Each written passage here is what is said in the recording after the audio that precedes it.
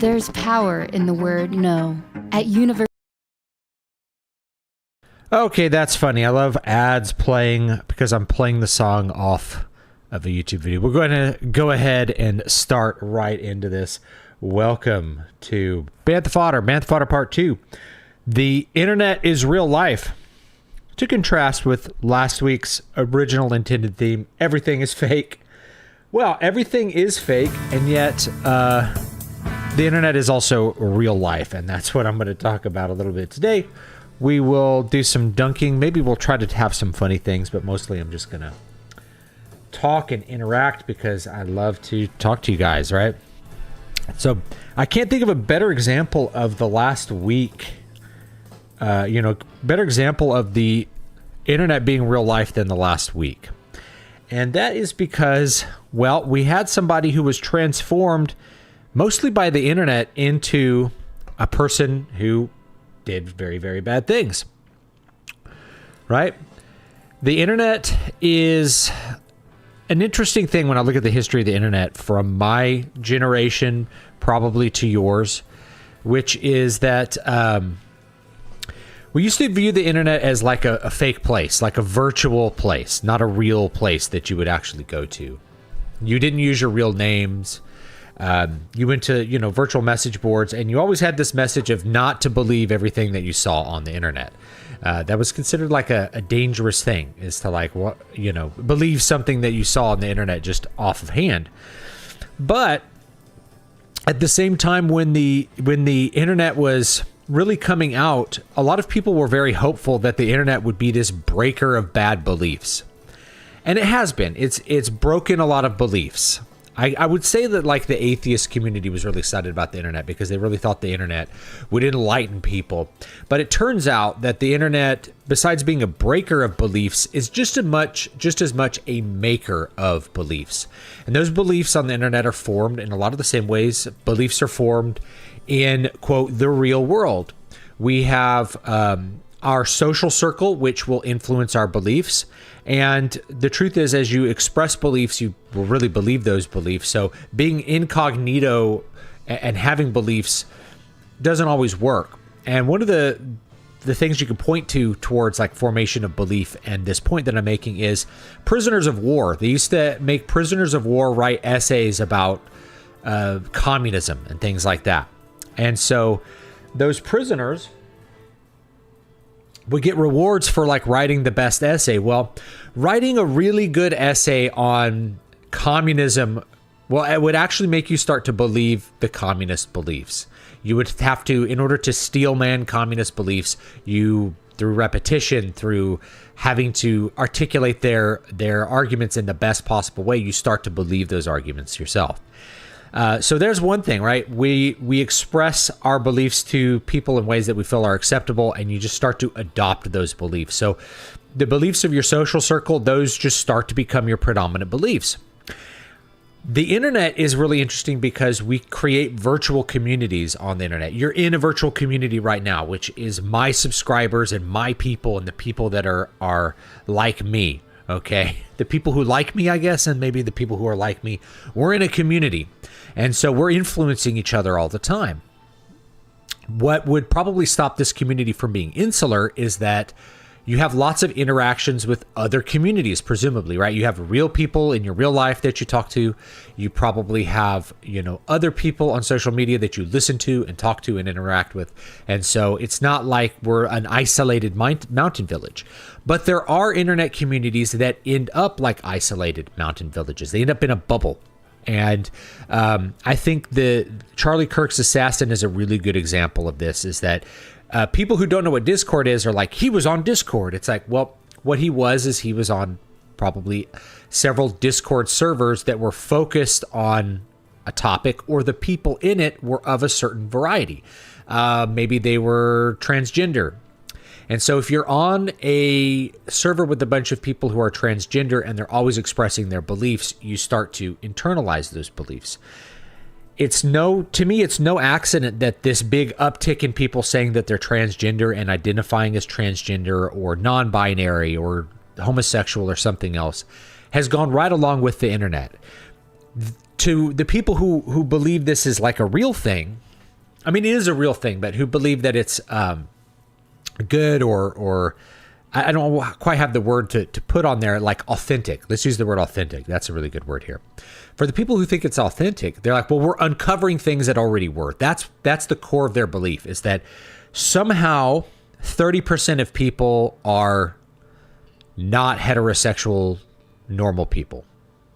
Because last I saw, it was like 30% of Gen Z, or maybe it's Gen Alpha, like the teenagers now, were identifying as one of these LGBTQPIA XWYZ groups. If that was the case, so 30% of people historically were this way, and yet they just hid themselves. They just hid what they thought. They just hid how they felt, and we just don't know about it till now. Or had they been influenced to express these things and to feel these things and to fit in to do these things? You'll hear lots of anecdotes about people. It's like, all my daughter's friends decided that they were non-binary or something, and so they start influencing each other to act and feel and to be that way. I think women in particular are really vulnerable to this because they're more vulnerable to peer pressure in their peer groups than men are. Men are still vulnerable, but they're just less vulnerable than girls, in my experience. So yeah, the internet told people that this was a thing. They told them a little story that you could be a spirit embodied in the wrong body.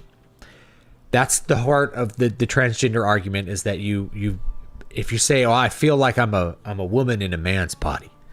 Okay, so you're like, your soul was implanted into the wrong body. There's a whole cosmology that goes along with that.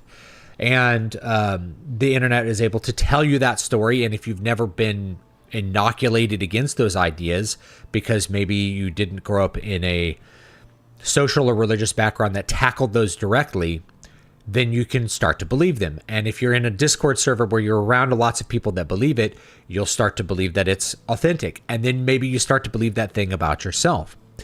I'll give you an anecdote, which was years ago, I stumbled across, the internet used to be, let's do a little preamble here. The internet used to be a much freer place, informationally and ideologically. It was a freer place for ideas 15 to 20 years ago and longer. So this thing I'm remembering was at least 10 years ago, maybe 15, probably 15, which is people used to just have, like, you could just have a website that was focused on weird erotica, and that would be a website you could have. So I remember stumbling across some of the more weird erotica websites where people would post their like fan erotica, not of like, nowadays we think of like furry erotica. This was like people who had a fetish for being eunuchs, right? Like having their genitals removed and stuff. So that was their fetish. It was not to be like transgender, but when you read their work, and I read some of it out of morbid curiosity, like, this is so weird, you have to read it.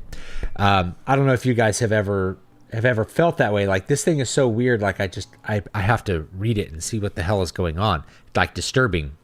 It's kind of like a train wreck or a car crash at a NASCAR event. You don't want to look away. But what I found is that many of these transgender erotica stories from 15 to 20 years ago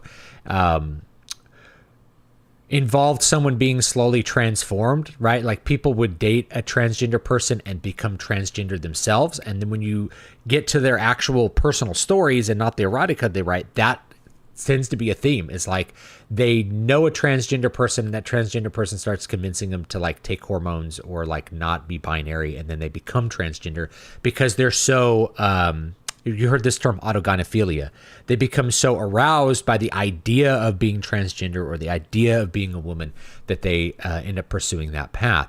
And you have lots of people like, well, this is autogynephilia and it's different from transgenderism. This goes to the heart of whether you're accepting the cosmology of transgenderism itself, which is that you are somehow in the wrong body, that your body is wrong, which for people who are, say, traditional Christians, obviously Mormons, because they have a belief in a pre-existence of the soul, they have a totally different cosmology.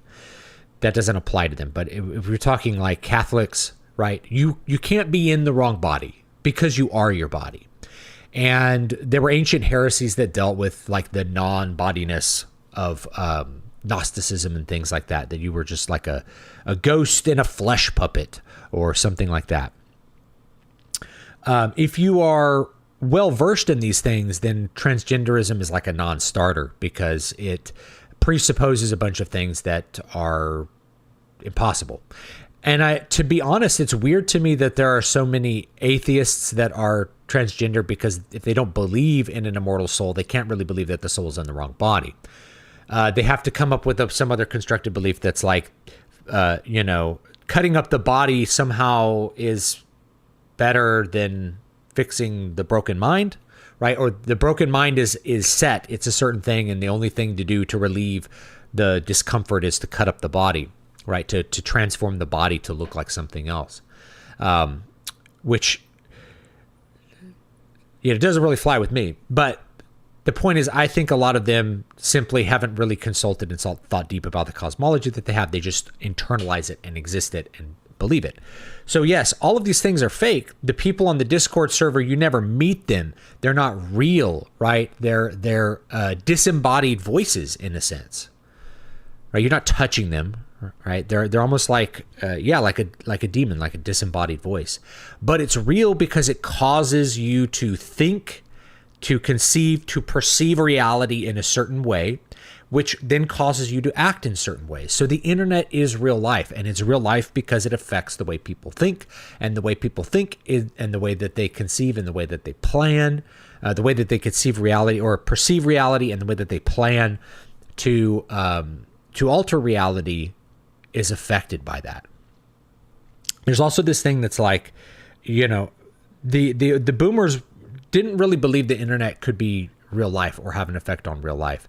They just imagine it's a bunch of, I don't know what it's a bunch of flim flam nonsense, and why would anyone believe it? And that's wise while they're the TV generation, so that they were just raised on direct propaganda. We believed the internet would break us out of this propaganda, and it did, but it also just created all kinds of other bizarre beliefs and allowed people to get into it. It's like that meme. It's like, in the 90s or the 80s, you're like, you wake up, you think about having sex with toasters, you realize that's stupid, and you move on with your life. 2020, you wake up, you think about having sex with a toaster, you find a group of people online that are sexually attracted to toasters, and you completely destroy your life. That's the possibility of the internet. The internet allows that possibility there. There's that the regulating social matrix breaks down, and instead we have these virtual communities that re-regulate all of the social norms. So the people in that little Discord server, the little leftist Discord server, where they're talking about their boy periods or whatever else is happening down there because of their surgery. It's disgusting. You can look it up if you want, if you have a strong stomach. While they're doing all that, that's their reality. They've basically formed a new reality, because remember, reality is real. Like, there are objects, and we can test that those objects are real, but we can't perceive all of reality, right? Like, I can see the objects that are in the room. I can touch them. Like, there's a microphone. I can see a visual of me, and there's some disembodied voices typing to me right now, and that's really great. But I can't perceive what's happening in the other room. So you have a model of reality. Like, I believe my children are doing something in another room. I believe that my wife is going to be doing something with them. I'm trusting my wife to take care of the kids. Do I know? No, that's something that's outside of my sensory control. It's part of my plans for how I'm going to interact with reality. Just like how you're going to get up and you're going to believe that you're going to go to work. You're planning for the future. You believe that the job is doing something, right? There's lots of beliefs about reality that are not purely about our sensory information, but rather about us constructing expectations for how things are supposed to work. So when you're in that little Discord server, you will just end up with a new community that tells you a new way to think, and you won't have anybody outside of that to challenge that. So rather than the internet breaking down the propaganda of the baby boomer generation, it instead just allowed people to be more heavily brainwashed in weirder directions than I think we really perceived back in, say, the 1990s. It's been very interesting to watch. Hardwick Bentho, I'll get there in just a second. So that's the big thing that I want to talk about. Internet is real life. Now, I've known people who got married to people they met playing World of Warcraft. I have some of my best friends I met playing World of Warcraft. World of Warcraft, is it a real place? No, we know it's not a real place. It's a virtual simulation of space, and interaction. But I'm able to communicate words to other people as if I'm talking to them. We are doing things as if we are doing them in the same room. We have all that. Like we are sharing experiences, which creates deep bonds. So virtual communities, including guilds in World of Warcraft, create the same feelings and the same circumstances as if we really were working together. We were working a job together. We're going to school together, or we're in war together. As much as World of Warcraft is not really war, all right, but you are fighting Horde, and it's exciting, and you do get like adrenal stimulation from a lot of those experiences. So you can have really intense experiences in World of Warcraft, big intense drama, guilds breaking up. That stuff actually makes bonds tighter because it's more real. It's more emotionally intense. The higher the level of emotional intensity, the more you need to bond in order to band together to overcome those challenges. So the tighter the social bond actually becomes because of that. So when I say, I know multiple people who met their spouse playing World of Warcraft, and I have great friends I've met playing World of Warcraft. World of Warcraft facilitated that, and World of Warcraft created a virtual community and a virtual place for that to exist in. It's really foolish to think that those experiences are not real, because they are real. We perceive them as real, just as I could tell you a story about a time like me and my buddy Chad went and we ganked this horde. Now, did we really do something? No, what we were really doing was pressing keys on a keyboard and talking into microphones. We virtually did something, but to us, we're perceiving it as real. So it's as real an experience as if we had gone out and built a fence together or something, or gone out hunting together. Those are real life experiences, but we perceive the World of Warcraft experience as being just as real. So anyway, let's move on to some other fun topics here, and then we'll get to the audience. And I do want to, so I came out with a clip from last week's show. I put it on the channel, and I got so many great comments from that. So many comments like what you would expect, people experiencing major cognitive dissonance, having major emotions, and doing all the little bits of sophistry, repeating back NPC like the things that they were told to repeat. And I'll get to that maybe in the second half of the show. Hardwick Bentho mentions that Jimmy Kimmel's been indefinitely canceled by ABC because of his Charlie Kirk comments. If you didn't see those, he basically tried to claim that the shooter was a MAGA type, a groyper or something like that, which is just a lie and stupid. Now, does it cross over into libel, like where you could get sued? I think probably not, based on what I've seen for libel, because he didn't accuse a living person of doing, I think the shooter could sue him for libel, but it probably wouldn't, if that makes any sense. So he could be libel, like the shooter could sue him for defamation of character for saying he's a Republican. Does that make sense? Or calling him a Nazi or something like that. He actually could, but it's not going to negative. What are the damages? I don't know what the damages are. How does he lose? How does he have damages to his reputation by Jimmy Kimmel calling him a Republican? I just don't know where the damages would be. But it does raise a bigger question of do you let somebody go out and have an unhinged political rant, essentially excusing violence against a pretty peaceful media figure, not even a politician or something like that? And is that something you want associated with your corporate brand? Disney. Does Disney want to be associated with Jimmy Kimmel after something like that? I think the answer is no. Now, Jimmy Kimmel's a really, really interesting case, because every time I see anything from Jimmy Kimmel, even stuff that people are like, oh, Jimmy Kimmel slayed this, it's not funny. It's sort of like Trevor Noah. Trevor Noah is not funny. Jimmy Kimmel lost whatever he had in the early 2000s. He lost it. And it's so weird that Jimmy Kimmel is a pinko, because he had this thing called The Man Show with Adam Carolla, and it was super misogynistic and silly. It's funny. It was all done in good humor, but they like would bring girls out and like basically trash them and call them ugly or like, butterfaces and stuff like that, which is just horrible when you think about it. And yet the left will defend him simply because he expresses beliefs that they agree in. They have no idea. They have like no, the forgiveness extends infinitely for those who are of the true faith, and it is zero for people who aren't. So that's Jimmy Kimmel. Jimmy Kimmel falls into what I call the Janine Garofalo trap.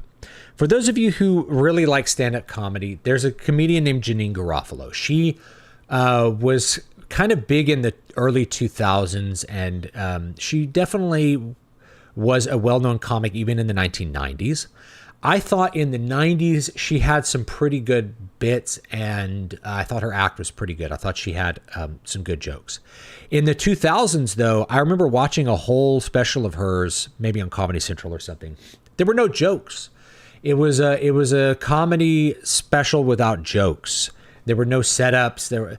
It was her basically calling George W. Bush a Nazi monkey for like 45 minutes, and people were laughing at it.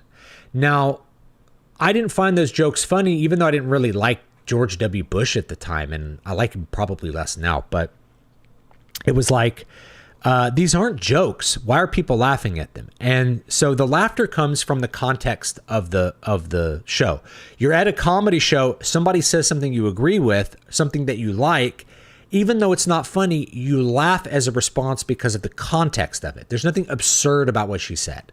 There's nothing comical or ironic or interesting even. It's just boring. It's the same shit that you would see on ABC News, but she's sitting on a chair and she has a microphone and there's an audience with people drinking drinks or whatever it is, right? She's at a comedy club.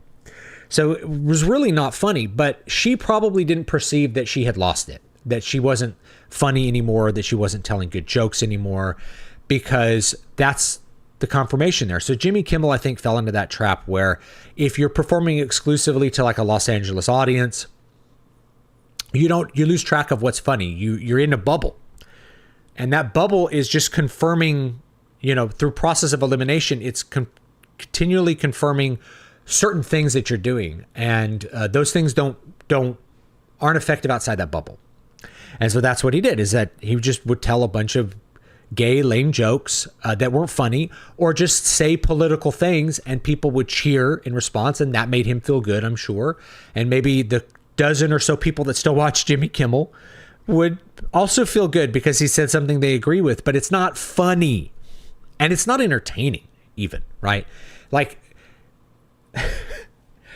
watching someone get kicked in the balls could be entertaining and funny. But both of those would be more entertaining and more funny and darker, really, than and not as dark as what he did with Charlie Kirk. Not as dark, right?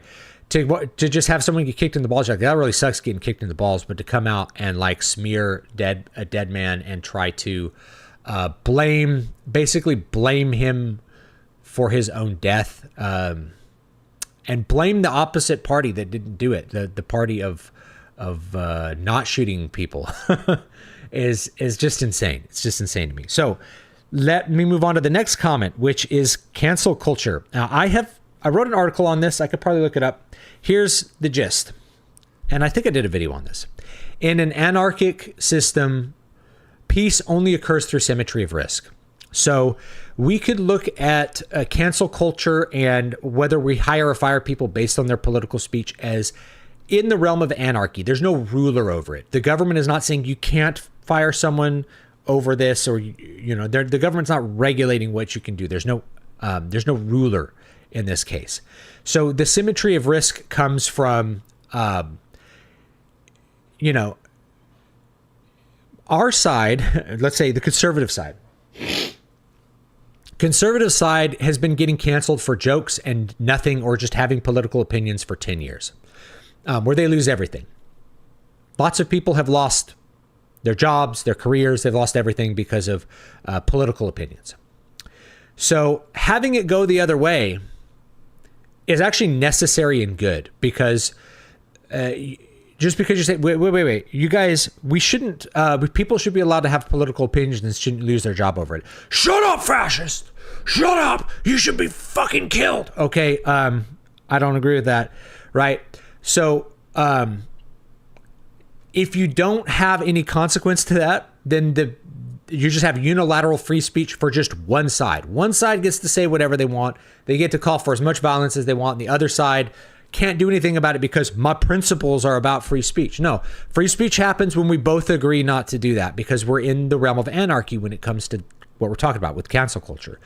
Just like how I'm against shooting people. I don't think you should shoot and kill people. If someone breaks into my house, I will shoot and kill them because they're going to shoot and kill me. Okay? There are contexts to actions which change the morality of those actions pretty significantly, right? And it's the same thing with guns, right? You don't have to be, you're not pro-killing when somebody invades your country and you shoot the soldiers on the other side. You're not pro-killing. You are pro-survival for your side because it's about symmetry. They're going to kill you. You, of course, have the moral authority at that point to kill them, even to do a sneak attack on them because they're the enemy, right? So in war, we have a context of how we actually kill people that changes the way it works. There's an enemy. The enemy has to be killed. They have to have their fighting capacity reduced or eliminated. So what we're looking at with cancel culture is a kind of soft war. A soft war that has been, that the conservative side didn't choose. It's been thrust upon us to have everybody get fired for their political opinions. And the reality is it goes way further back than people realize, because this was a thing back when I was in academia 20 years ago, was you could get fired for saying or doing certain things that were political, right? For having the wrong political opinion. And everyone was just okay and dandy with that because even at a very conservative college campus, it's still going to be dominated by not just liberals, right? There's liberals who vote Democrat. They care about the Democrat agenda. They mostly agree with what the Democrats were doing, say, in the year 2000. The people in academia were they were already off the boat, right? They were already lunatic asylum level communist crazy. Like they believed in the overthrow of the government. They would tell students that they should overthrow the government in unrelated subjects. I'm not just talking like history teachers. I'm talking like music teachers would say stuff like this, that Republicans need to be killed. You know, that the solution, of course, would be if we all rose up and killed all the Republicans. You know, you hear like philosophy teachers say stuff like this. I would hear this like in 2004. And you're like, okay, I should shut the hell up or I'm going to fail this class, because the fact is the teacher has you by the balls when you're a student. The students have actually very little recourse for what they can do. I kind of came into academia as like a teacher at a time when students were suing over grades, but man, you could lose your job. If I said the wrong thing, I could have lost my job. That's just the way it goes, you know. It's just the way it goes. So no, cancel culture is not good, but the fact is that if you have the opportunity to inflict harm upon your enemy, to act offensively upon, you're not really acting offensively. It's defensive. It's a defensive tactic to say, oh no, we're going to make that risk symmetrical. We're going to make that risk symmetrical. Then you need to do it. You're obligated to do it. Otherwise, you're basically just giving them a pass to continue what they were able to do because of your principles 10 years ago, which was to say whatever they wanted and you can't say anything. I don't have free speech on YouTube. I don't have free speech. I make this point. They're like, how can you be against? I'm not against free speech, but I don't have free speech, right? I don't have free speech. So me being for or against free speech is just kind of an idea out there in the ether. It doesn't apply, because the reality is that I don't have free speech. So for me to be for my opponent's free speech, I also have to have free speech. I have to be in the big tent. And I'm not in the big tent. I'm in the place where I'll suffer major negative consequences for half the things I say, whereas my enemy suffers nothing. No, we've got to make the risk symmetrical. From symmetrical risk, you can get peace that arises out of that. It's kind of sort of the threat of mutually assured destruction. I think the analogy I used was, imagine two cowboys, they meet out on the desert. Why don't they shoot each other? One could shoot one. They don't shoot each other because they both have guns. They're both, now, one might feel like, I'm a better shot than this guy, but there's a risk. And because the risk is roughly symmetrical, you don't initiate force. The reason liberals were initiating this sort of economic attack on their other side was they felt like they were in a safe place. They felt like they were in a place where they couldn't be harmed, and so they felt free to harm other people. And it worked. It worked for a long time. Canceling worked. It really hurt people, and I would love for it to stop, but it's only going to stop when the other side realizes that they're at risk too, and that includes Jimmy Kimmel.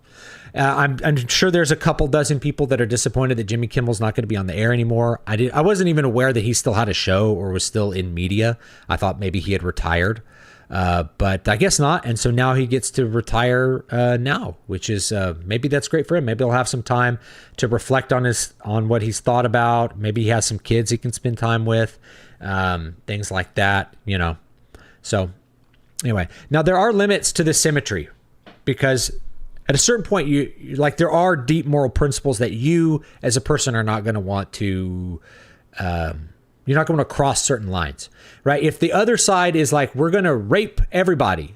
Now, the response to we're going to rape everybody is not, well, we're going to rape you, right? So we don't need to do that.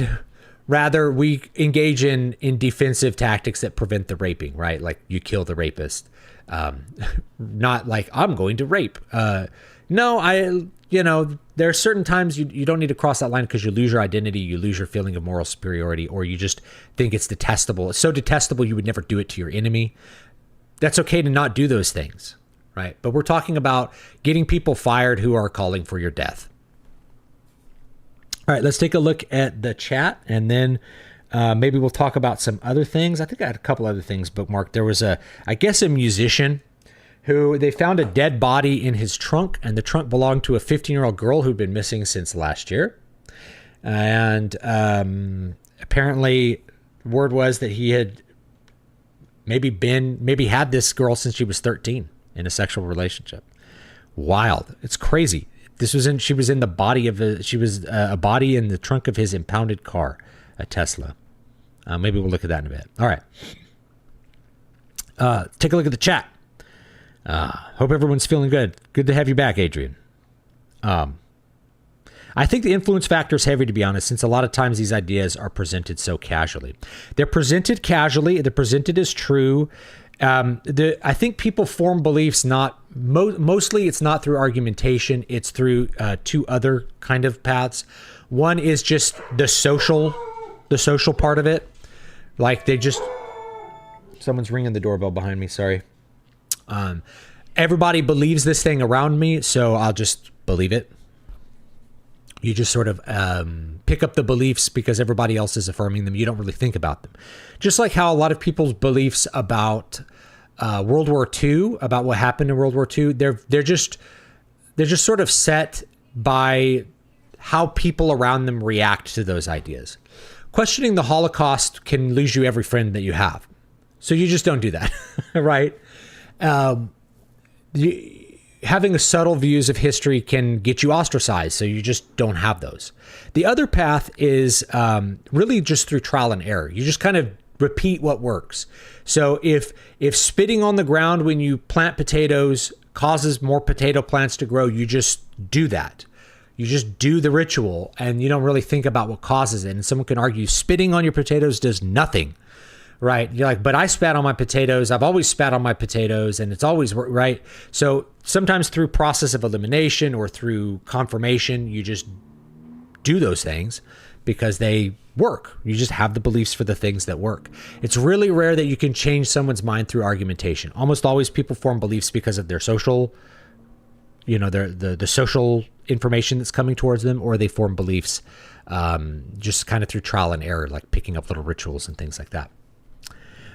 Indeed, the argument for transsexual ideology requires a metaphysical component. Yeah, you can't be in the wrong body unless you aren't your body. And so for a basic person who believes that material reality is what reality is, you can't be in the wrong body because you are your body. That might condone, like, and then from there, we think of certain rights about your body. Like if you own your body, you can, tattoo your body. You can alter your body in ways that you see fit. Of course, we can have a discussion about what those limits might be. Like, should you be able to amputate your feet? But yeah, that's the next thing. It's like, well, should you be able to alter your body in the way that you want to? Should you be able to take hormones to feminize yourself? Should you be able to take hormones to masculinize yourself? Bodybuilders do it. It's interesting to me that we allow women to take as much testosterone as they want, but we don't let men. We don't let men do that. It's bad if men are taking. If men are loaded up on trenbolone, it's bad. But that's quite different from thinking about you are your body, right? You can't be something other than your body. So the justification for transgenderism actually involves a spiritual component. We need to be pretty honest about that. It's Gnostic. I mean, by Gnostic, I mean it's not just knowledge. Like you have an internal knowledge that you are female. Or let's say if you're biologically male. You know you're female because you have this internal knowledge of it, a gnosis of it. It's the same thing with a lot of other things that people would consider part of the LGBTQPIA XYZ Umblau. The brigade, the 6 color rainbow brigade, not 7 colors, 6, 6, 6, the number of the beast. Someone said that the internet is neutral. It amplifies what is good and bad in people. That's a good way of thinking of it too. It really depends on the context whether it's good or bad. I think overall it can be viewed as overall a positive. It's allowed me to talk to you. It's allowed me to have a business, even though I'm in a class of people that can't normally, for instance, publish books.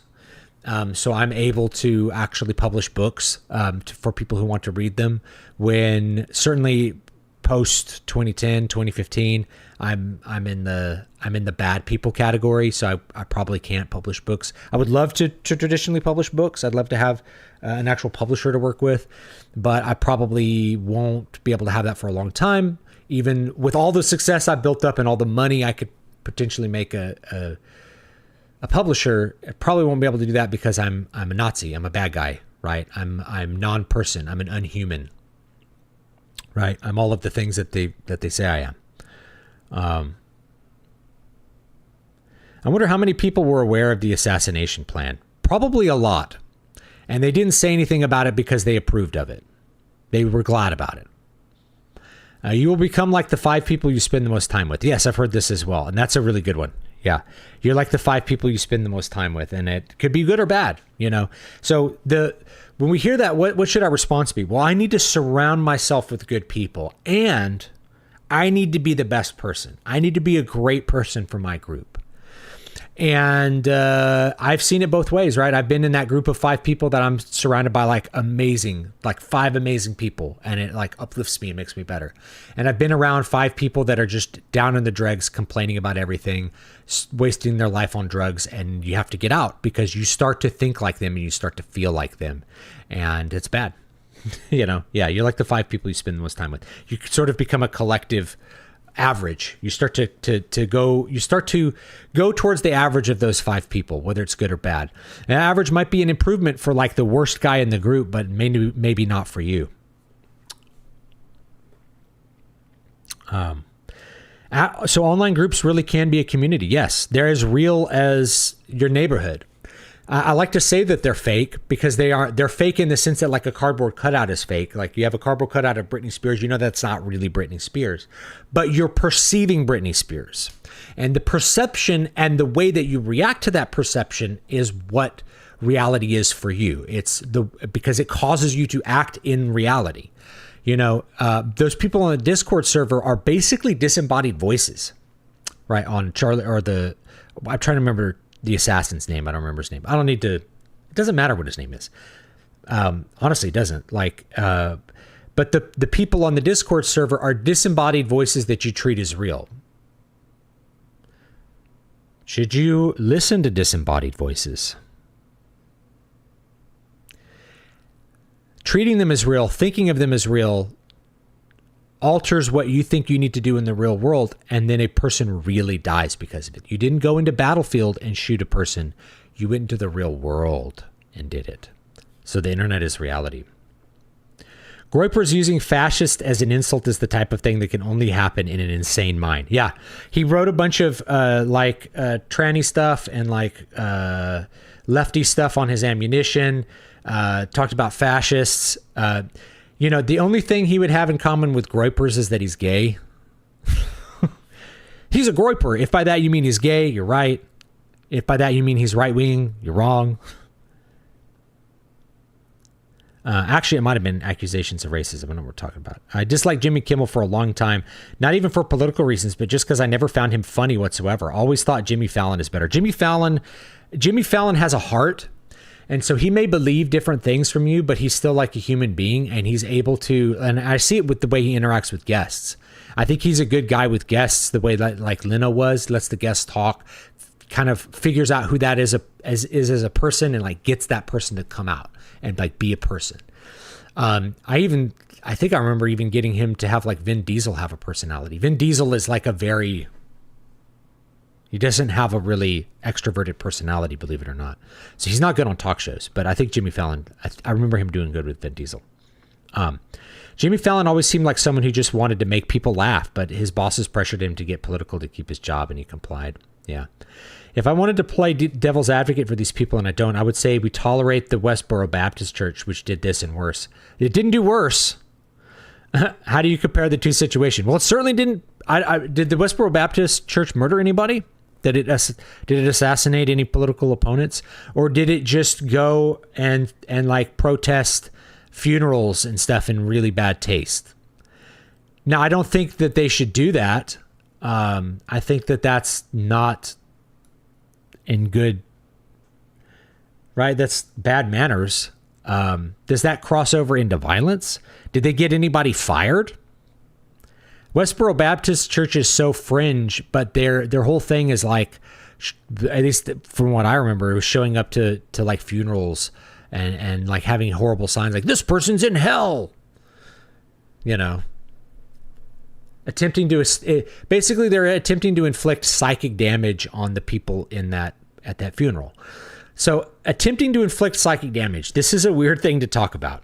Like we're a bunch of like psychers here, like, but it's real. That's a huge part of what is going on the internet is people attempting to inflict psychic damage on you.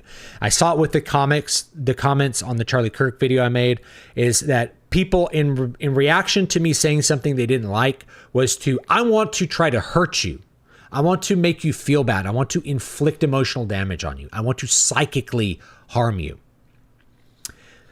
It's what a lot of the dunking on X is about, on Facebook. All of this stuff, it's people trying to make you feel bad, right? Trying to inflict psychic damage on you, to troll you, to make you angry, and if the thing is that the psychic damage is real because it can cause you to do things, right? If you tell someone enough times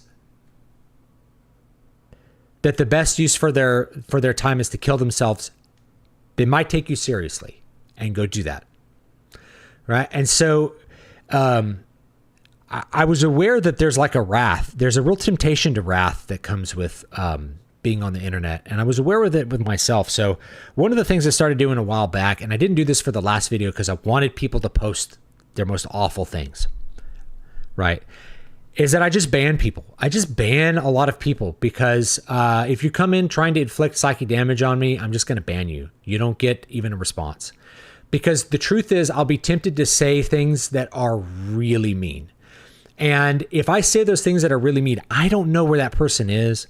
I might cause them to act in a way that is bad, that is really bad. So wrath, even though we're like two disembodied voices talking to each other on the internet, it can cause people to do something in the real world that's really bad. So I don't want to cause anyone to do that. And I'm aware of it. So it's actually more charitable for me to ban the person. and to not let them inflict more damage on themselves. Because people, you don't realize like how much pain liberals are in all the time. When they are spitting all that venom, it's their internal pain coming out. It's them trying to release the pain that they feel inside. They do it. They can't help but look at the news, which makes them feel awful. It makes them feel bad. It makes them feel angry. It makes them feel scared. The news is inflicting, and their leaders and their Facebook groups and their Discord servers are inflicting constant psychic damage on them all the time. They are tortured. And you can see it in the way that they talk, and you can see it in the way that they act, and they go out and do things. Only a person that's been really tortured and brainwashed can go out and do to someone like Charlie Kirk what was done to him. Okay, so they're horribly tortured. So for me to go in and be like, well, you tried to inflict psychic damage on me, so I'm going to inflict 100 times more on you. Knowing that, first of all, am I going to change their mind? Probably not. I'm just going to try to hurt them. And I could hurt them in a way that, like, I don't know what the outcome to that could be. Like, they could kill themselves. They could, if you think about it, it's like, if I say something mean enough to someone that's true enough and cuts them enough to the bone that they'll become suicidal, have I won? Well, I've won, right? If I'm viewing him as an enemy in a war, yeah, and in one sense I've won, but is that a charitable thing to do? I don't think it is, right? Just like I don't think it's charitable to try to really kill someone either, right? So they're in terrible pain. They're in awful pain, and you have to remember that. So a lot of the people online that you meet, you could talk to them like they're your autistic cousin. I saw Scooby say this. He's like, I see most of the haters in my comments. I pretend they're like my autistic nephew, and I try to be really kind to them, but sometimes I do unleash the vitriol because I just can't help myself. It's like, that's normal, that's normal human feelings and reactions. But I'm aware that because I have a bigger platform than a lot of people, I have more exposure, I get a lot more comments, I have a lot more potential to interact with people, that the temptation to wrath is there. So it's better to just ban somebody and just end that conversation, or to have someone else in the audience like say something really mean to them and inflict psychic damage on them. That could happen too. So I just short circuit that. You don't get to talk to me anymore unless you could talk to me like an adult, and an adult that wants to talk or has something to communicate. And I leave up plenty of comments that disagree with me, because the people are able to communicate their passion. Even if they're very passionate about it, they're able to communicate in a way that's not like, I'm going to try to inflict psychic damage on you, or I'm going to try to confuse you, or to just gaslight you. I don't tolerate that. If I wanted to, yeah, so we did that. Okay. They were making jokes like that as far back as the Bush Jr. days. I remember them for sure. So Craig Kilborn, sorry if that was loud. Craig Kilborn had this joke. He showed a picture of George W. Bush, and it said, "Assassins wanted," is what I remember. Now I'm going to look it up to make sure I'm not just like hallucinating this. But I believe it was Craig Kilborn.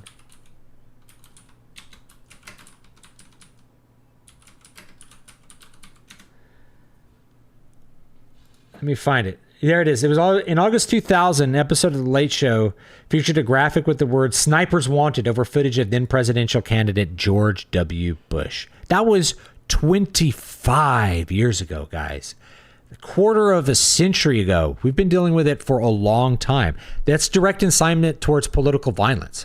Now it's just, it's all over the place. And then you have these little Discord servers where, let's be honest, if we were in a real neighborhood with real people, you would never say things like that. And so you would think about doing them less often, because people in if everyone in my neighborhood got together and they were constantly saying, we need to kill so-and-so, we need to kill so-and-so, somebody in that group is going to try to come up with a plan to do it. And everybody in that group is going to think about how they could do it and why it should be done.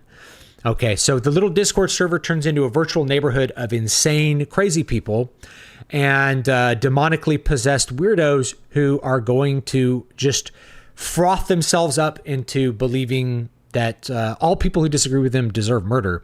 And if you're going to kill the people who disagree with you, you should kill the most prominent one, right? Kill the most prominent one. You heard this so many times from Cameron D. Ralph. Freedom of speech doesn't mean freedom from consequences. Now, they said that. They'd like to say that. Like, what the hell does that mean? They would say that before they punched you in the face. But the consequence of you saying that is that I'm punching you in the face. The consequence of you saying that is that I'm throwing a brick through your business. You know? Okay. Protecting those who hate us from the consequences of their own actions is why things got to this point in culture. Yeah.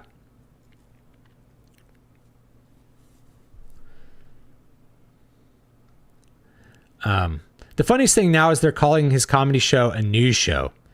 Hey, it's not funny. It hasn't been funny. Can we just relabel it? If it's a news show, you're actually a lot more liable. If you call it a news show, then what you're saying, you're presuming to be true.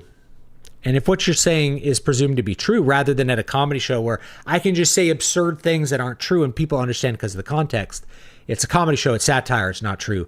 If it's a news show, it's much more possible you can end up in a defamation suit or a libel suit.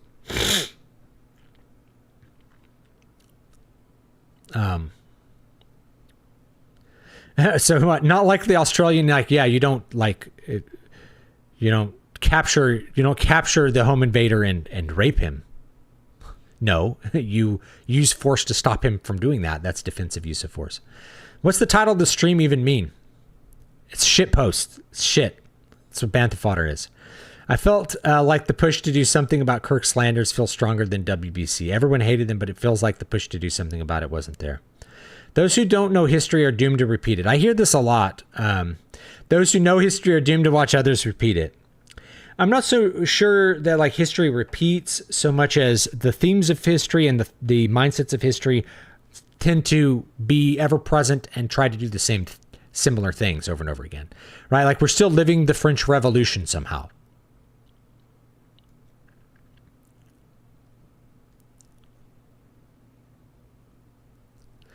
The hearsay narrative of others is a great topic covered towards the end of The Machine Stops. Great story, short story. Commented about it a while ago. Unreal how relatable it is while being from 1928. Yeah.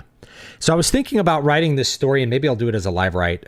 Basically, here's the story. Somebody finds themselves back in Germany, like 1930 or something, and they find that there's other time travelers that are there, and they think that they can stop the Holocaust by killing Hitler. They conclude that it's like necessary to do so.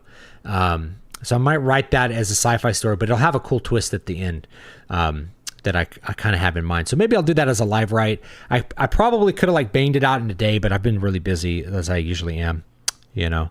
So Bantha Fodder literally just means like poop.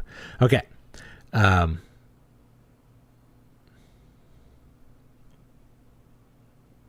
I'm talking solely about their attitude when it comes to mocking the dead and comparing it to people mocking Charlie. Not even the greater leftist movement that have become violent.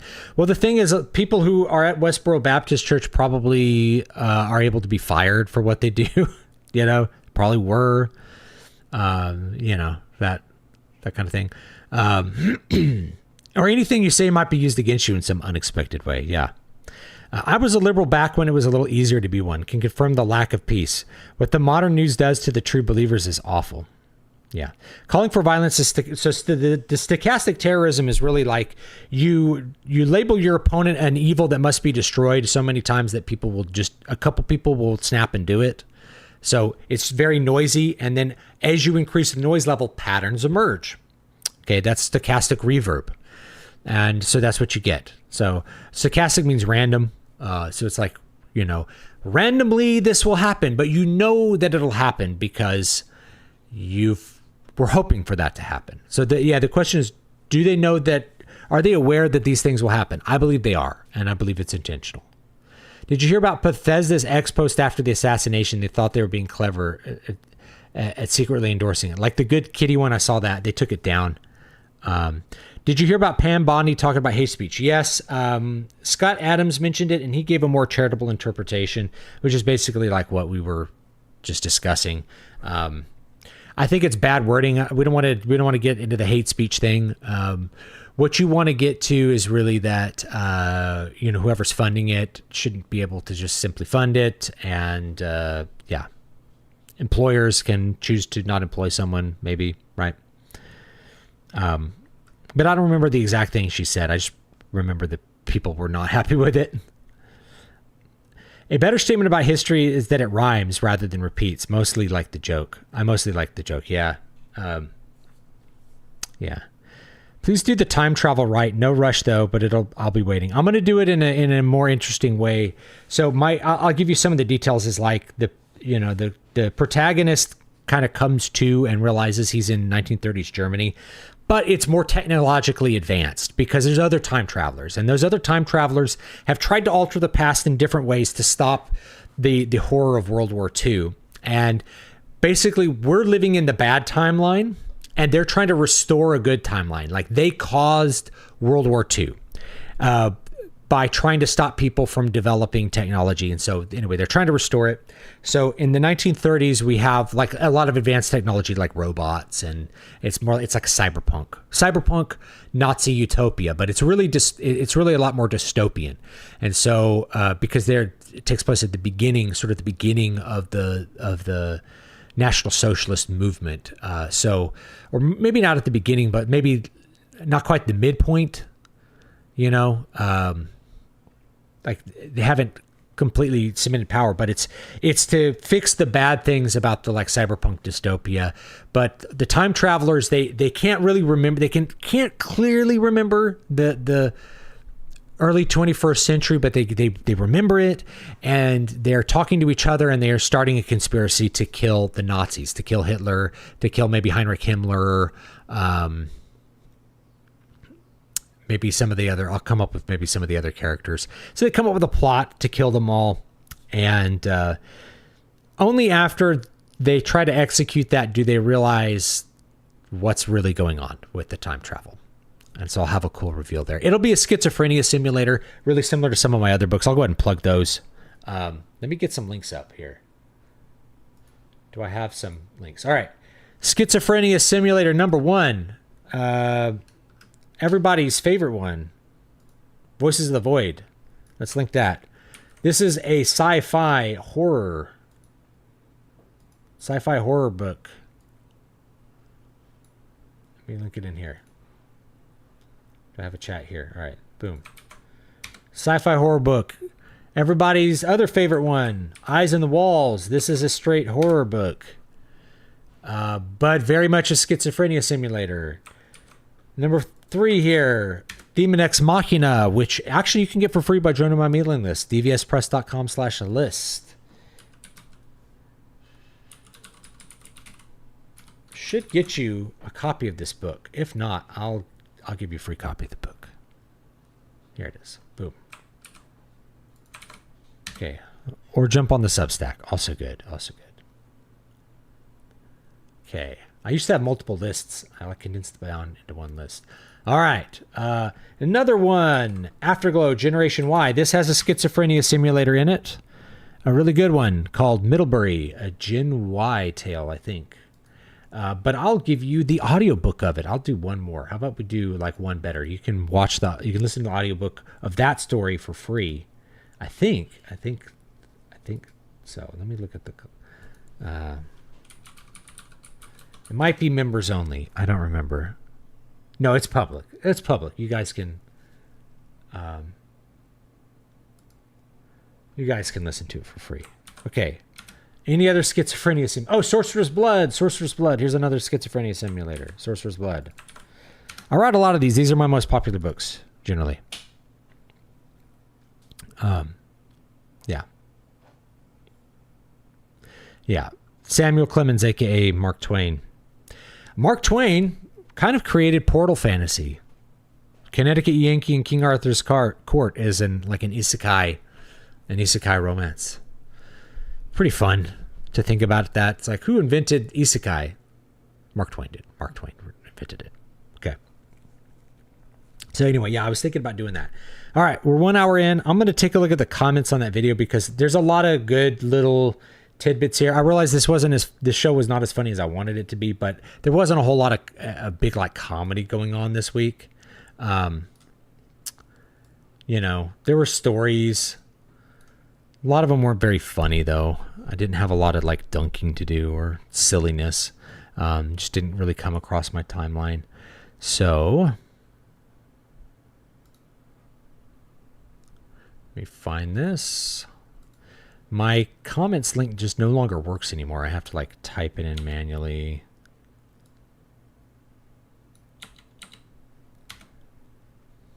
Okay. All right, let's go to... Actually, let's do it this way. We'll go here. We'll go to comments. And we will sort by newest. I wish I could sort by oldest. Anyway, let's go newest. Let's take a look at some of the comments. I just let everybody comment on this one. You know, I didn't make a big deal out of it.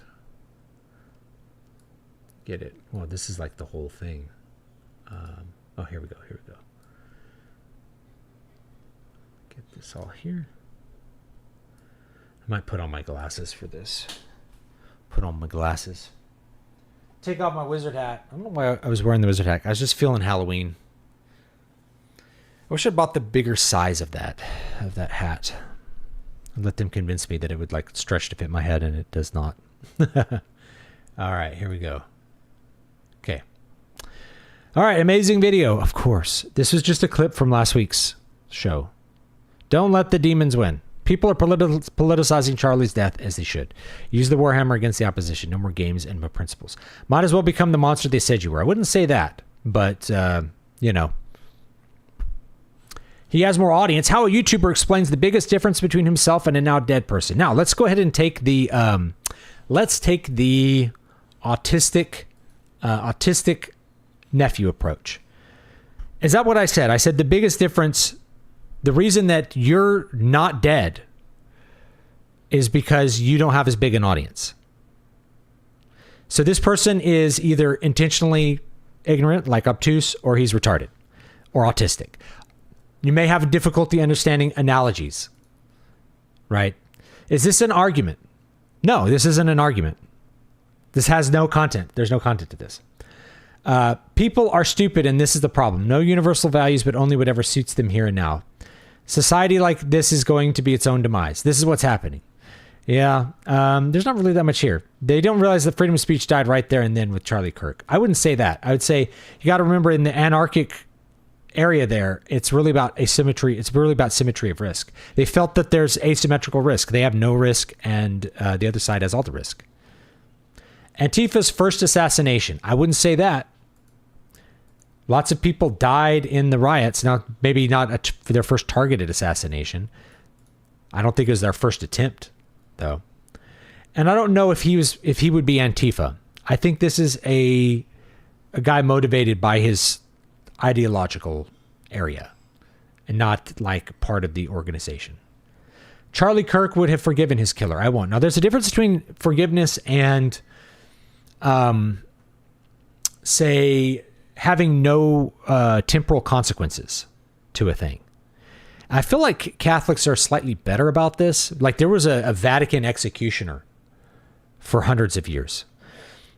Just because a person can be forgiven in a spiritual sense doesn't mean that the society doesn't need them to suffer punishment, right? Society needs people to be punished for the wicked things that they do. Like, there's an actual need from victims, for instance, to have their killers and whoever else punished. We need that. We need a punitive system. So even if you forgive them, usually it's like, but I don't think they should be free because they'll just do it again, right? Do you know what I mean? And the other thing is that forgiveness is for the repentant. So that would be if his killer repents. I have not seen anything about the killer repenting.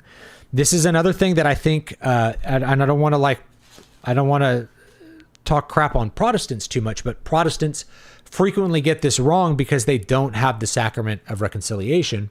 They think that forgiveness is just like a unilateral thing. Like, I just forgive you. Well, you forgive people who come, are repentant, they apologize, they attempt to make amends, they attempt to fix what bad they've done, then you give them forgiveness. And that's how forgiveness works. You don't just say, like, someone murders your child, and be like, I forgive you. No. That was if they say, I'm sorry I did it. I am going to try to meaningfully change. I'm going to create restitution for you. I will give your family $1 million of my work as a weregild for the death of your son, right? That's That's how forgiveness really comes about, to be reconciled to the person. They just kind of say forgiveness with no reconciliation, no repentance, none of that stuff.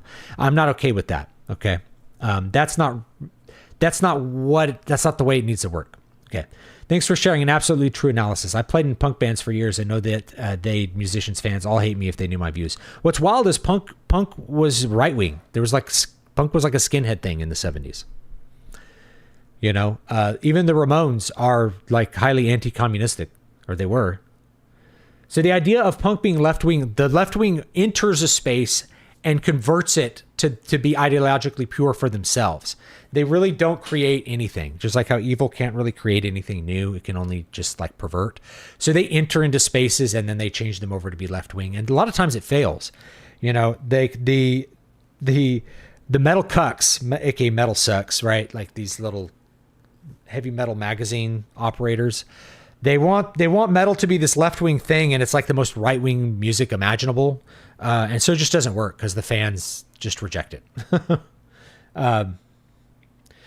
Charlie Kirk was paid for by conservative think tanks. He got rich towing a line. No idea what he was like as a person, but the facts don't point to much more than tilting at windmills for money, which is why he got killed, right? Obviously, if there was nothing to it, then he would not have been murdered. Obviously, if he was tilting at windmills, then no one would have gotten mad enough to kill him. I dare anyone to diversify their feed for once. You'll find out how speeches like this are a dime a dozen on both sides. Vapid, full of generalizations, fake fear. Bro, the difference between you and Charlie Kirk is that you are different people. What dumb false equivalence. Again, this person might be autistic and not understand that what an analogy is. I'm going to say these two things are similar so you can understand the way in which this other thing works because you already understand this relationship. I'm going to scaffold on what you know and explain what this is and why these people do things this way and why people think this certain way. Okay. Again, this isn't an argument. It's just, it's probably a response to something like a cognitive dissonance. They can't really believe that it's real because they have a model for the way reality works and it didn't work that way. They're like, all violence comes from the right or something. It just doesn't work that way, right? Now, my feed is very diverse. It's hard for it to not to be diverse because even if you want it to be like right wing, they just penetrate you with, you know, every mainstream media news outlet is the same shit, right? Of course, me and Charlie Kirk are different people. But the beliefs that he was killed for are the same, if not minor, more extreme than his. That's the point. But you know, it could be that he's just autistic and doesn't understand analogies or retarded. A lot of people online are really stupid or they're on drugs, which compounds the problem. Okay. It's not that the audience, he actually went on public to challenge people with open discourse, much as Trump did. Well, I mean, he wouldn't have had an audience. You can go out and challenge people on the street. Like, I'm wearing something that makes fun of Steven Crowder, but like, you can challenge people on the street. That doesn't necessarily get you killed. But being able to generate a big audience of hundreds or even thousands of people coming to hear you talk, that is what attracts it, right? That's where they focus it. That's what they focus it on. It's not because he's worse. It's because more people are paying attention to him. And I'm out in public every day. It's not like I'm not out in public. I'm out in public every day. Remember, being Christian does not equal being pacifist. Liberals got that very wrong, and they believe our religion says we cannot defend ourselves. Well, they're just trying to emotionally manipulate you. They're like, you'd have to turn the other cheek. It's like, do you believe in Christ? No, I have nothing but contempt for your backwards beliefs. So it's an argument in bad faith. I've talked about this many times. If someone is trying to make an argument about hypocrisy or trying to tell you what your religion preaches or believes, it's always an argument in bad faith. If they don't believe it, they're trying to manipulate you into acting a certain way without believing that's the correct way to act at all. Without having to convince you about why it would be the correct way to act or them believing that that's a good argument at all, or that the argument is sound in any way, shape, or form. They just want you to act a way that they're not acting because they're not doing that, right? If being moderate isn't a viable survival strategy, there's no reason to hold back. This guy says you won't do a thing. Most people aren't, but little things can actually have a big impact, right? And I've talked about this before. Like, the way you live your life actually has a really big impact on other people. right? If you just have children and raise them, it actually can make a big difference in the world. Jimmy Kimmel got fired. So definitely there are things that can happen. And I wouldn't say that nobody's going to do anything, not going to do anything. The problem is that you are in an anarcho-tyrannical state still, and like Trump hasn't really fixed it, that if you go out and defend yourself, you could go to jail, whereas the other side will never go to jail. I, for one, don't want to enslave all our women to my God and my ego. That's a huge difference. So again, this is not anything Charlie Kirk believed or said. You're not going to find him saying anything like this. He's not that based. This is just an emotional response. I'm in pain. I want to say something bad about him. He deserves it.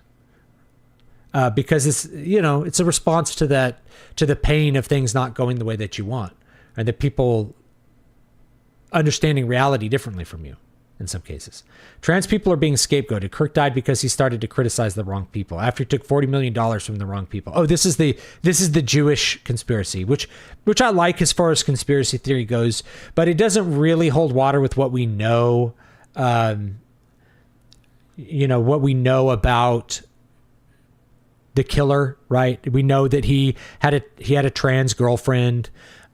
We know that he was a far leftist than everyone said he was. He put the lefty slogans on his bullets and his gun, like the trans shooters did, so that message could get out, so people would continue the violence. So I think it's a compelling conspiracy theory, right? That like Mossad did it. That was one of the people's thoughts, is that he started to be slightly critical of Israel or said no to some kind of money. And I don't know all the details there, but that doesn't really follow from what we know about the killer.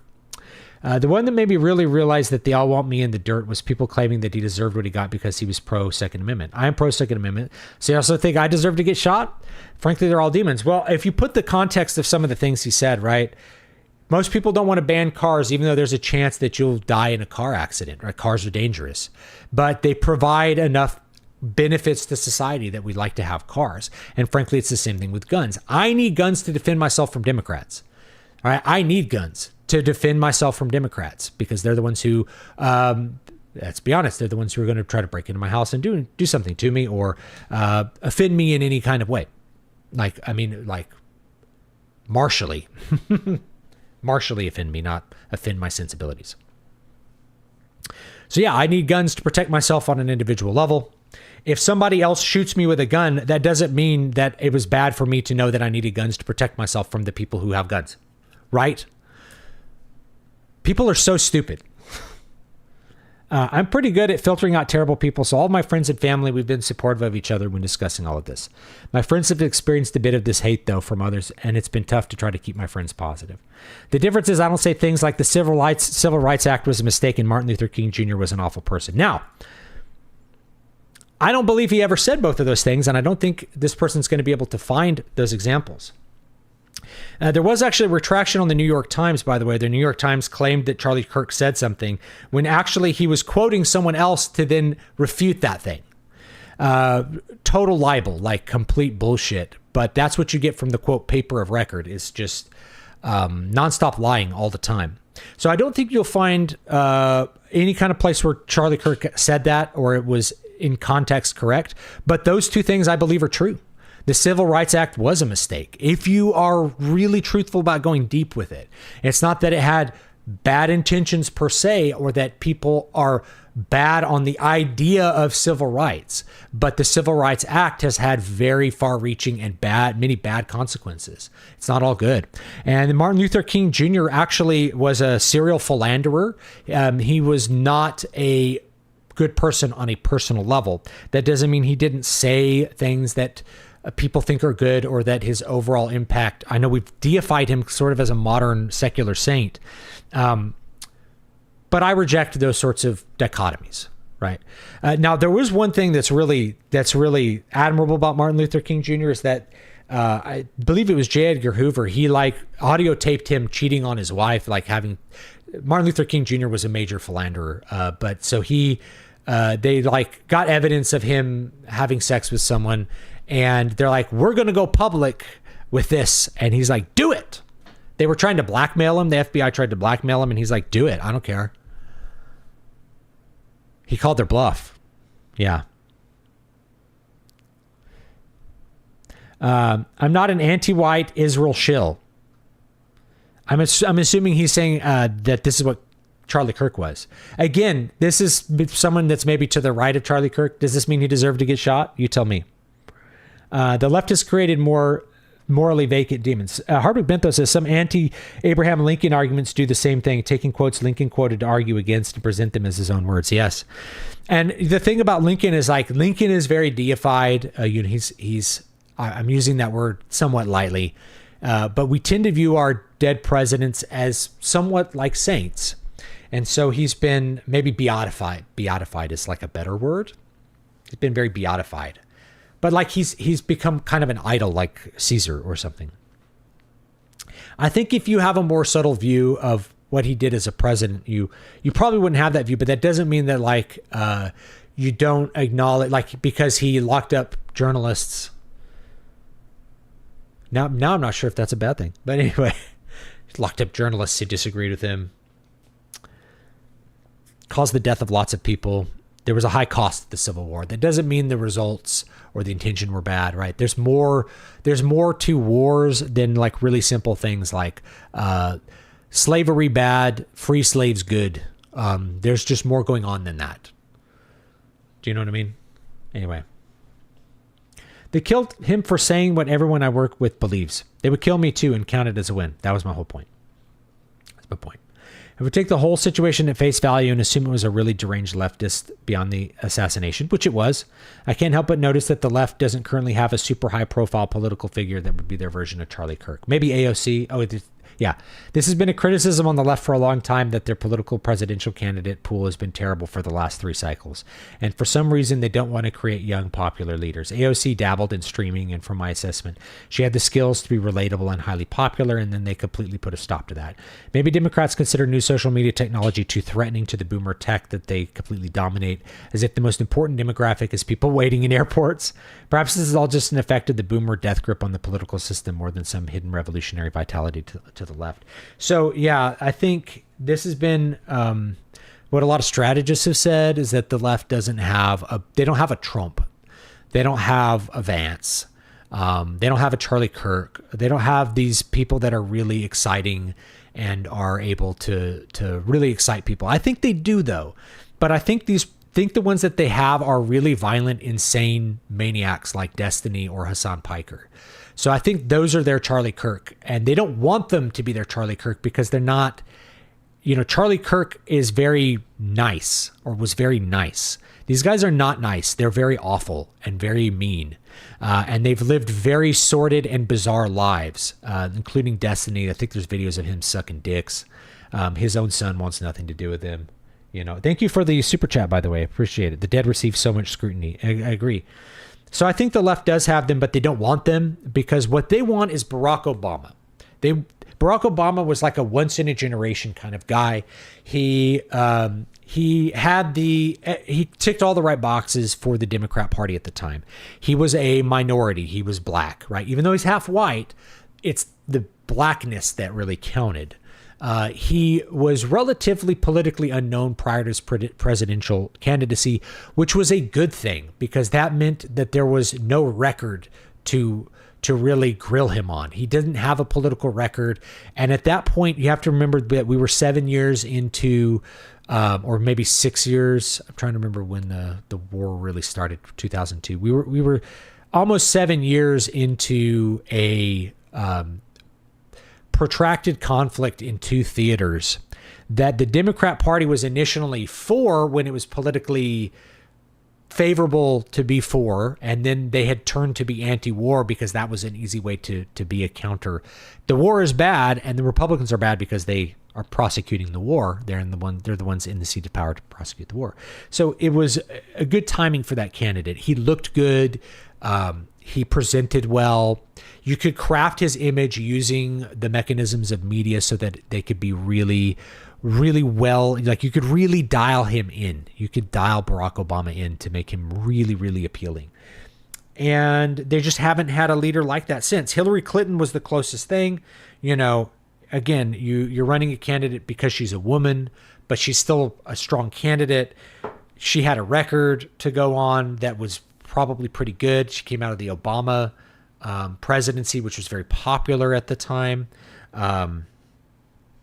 You know, even though I think it was like economically and disastrous, and Obamacare is one of the worst pieces of legislation besides the Federal Reserve Act, right? That's my personal opinion. I think Obamacare, or, you know, the Affordable Health Care Act was probably the worst piece of legislation in my lifetime.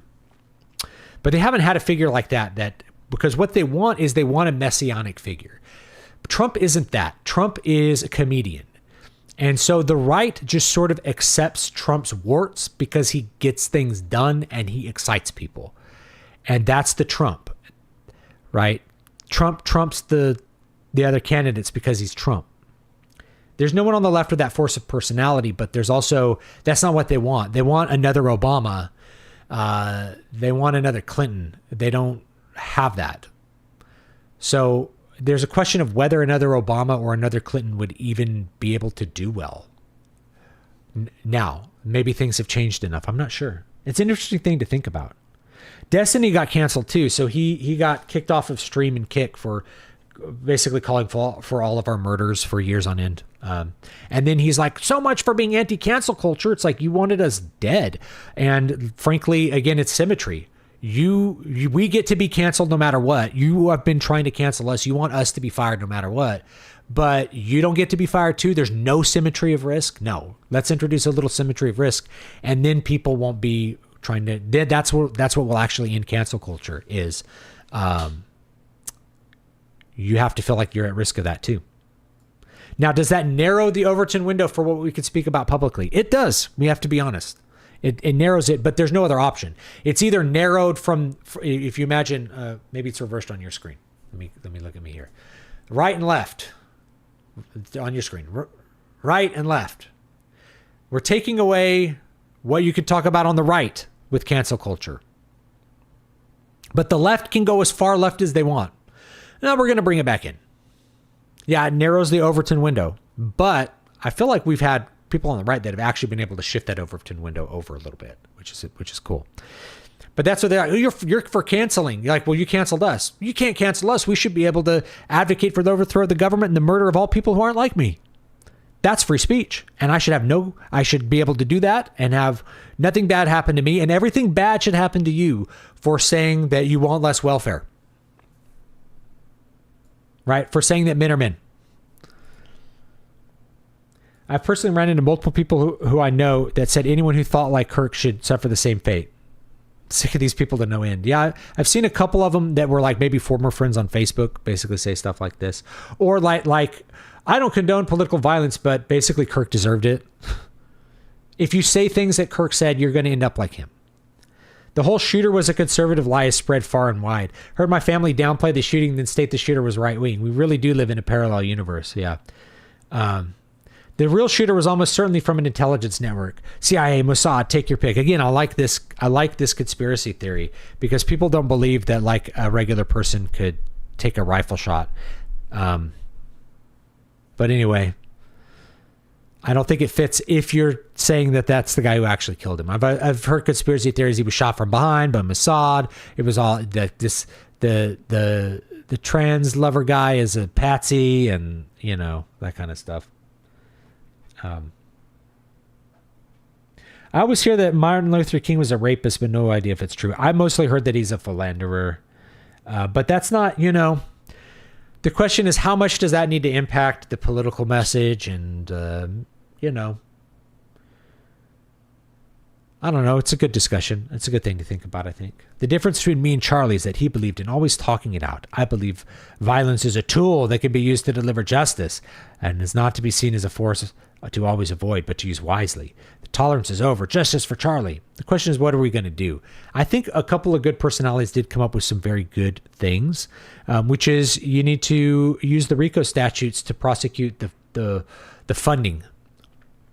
Right? You look at it as it's an organized crime brigade. The difference between me and Charlie is that I'm more radical, but I'm also keeping my head down to have a shot at a career in a normal university life. Yeah, I lived that 20 years ago.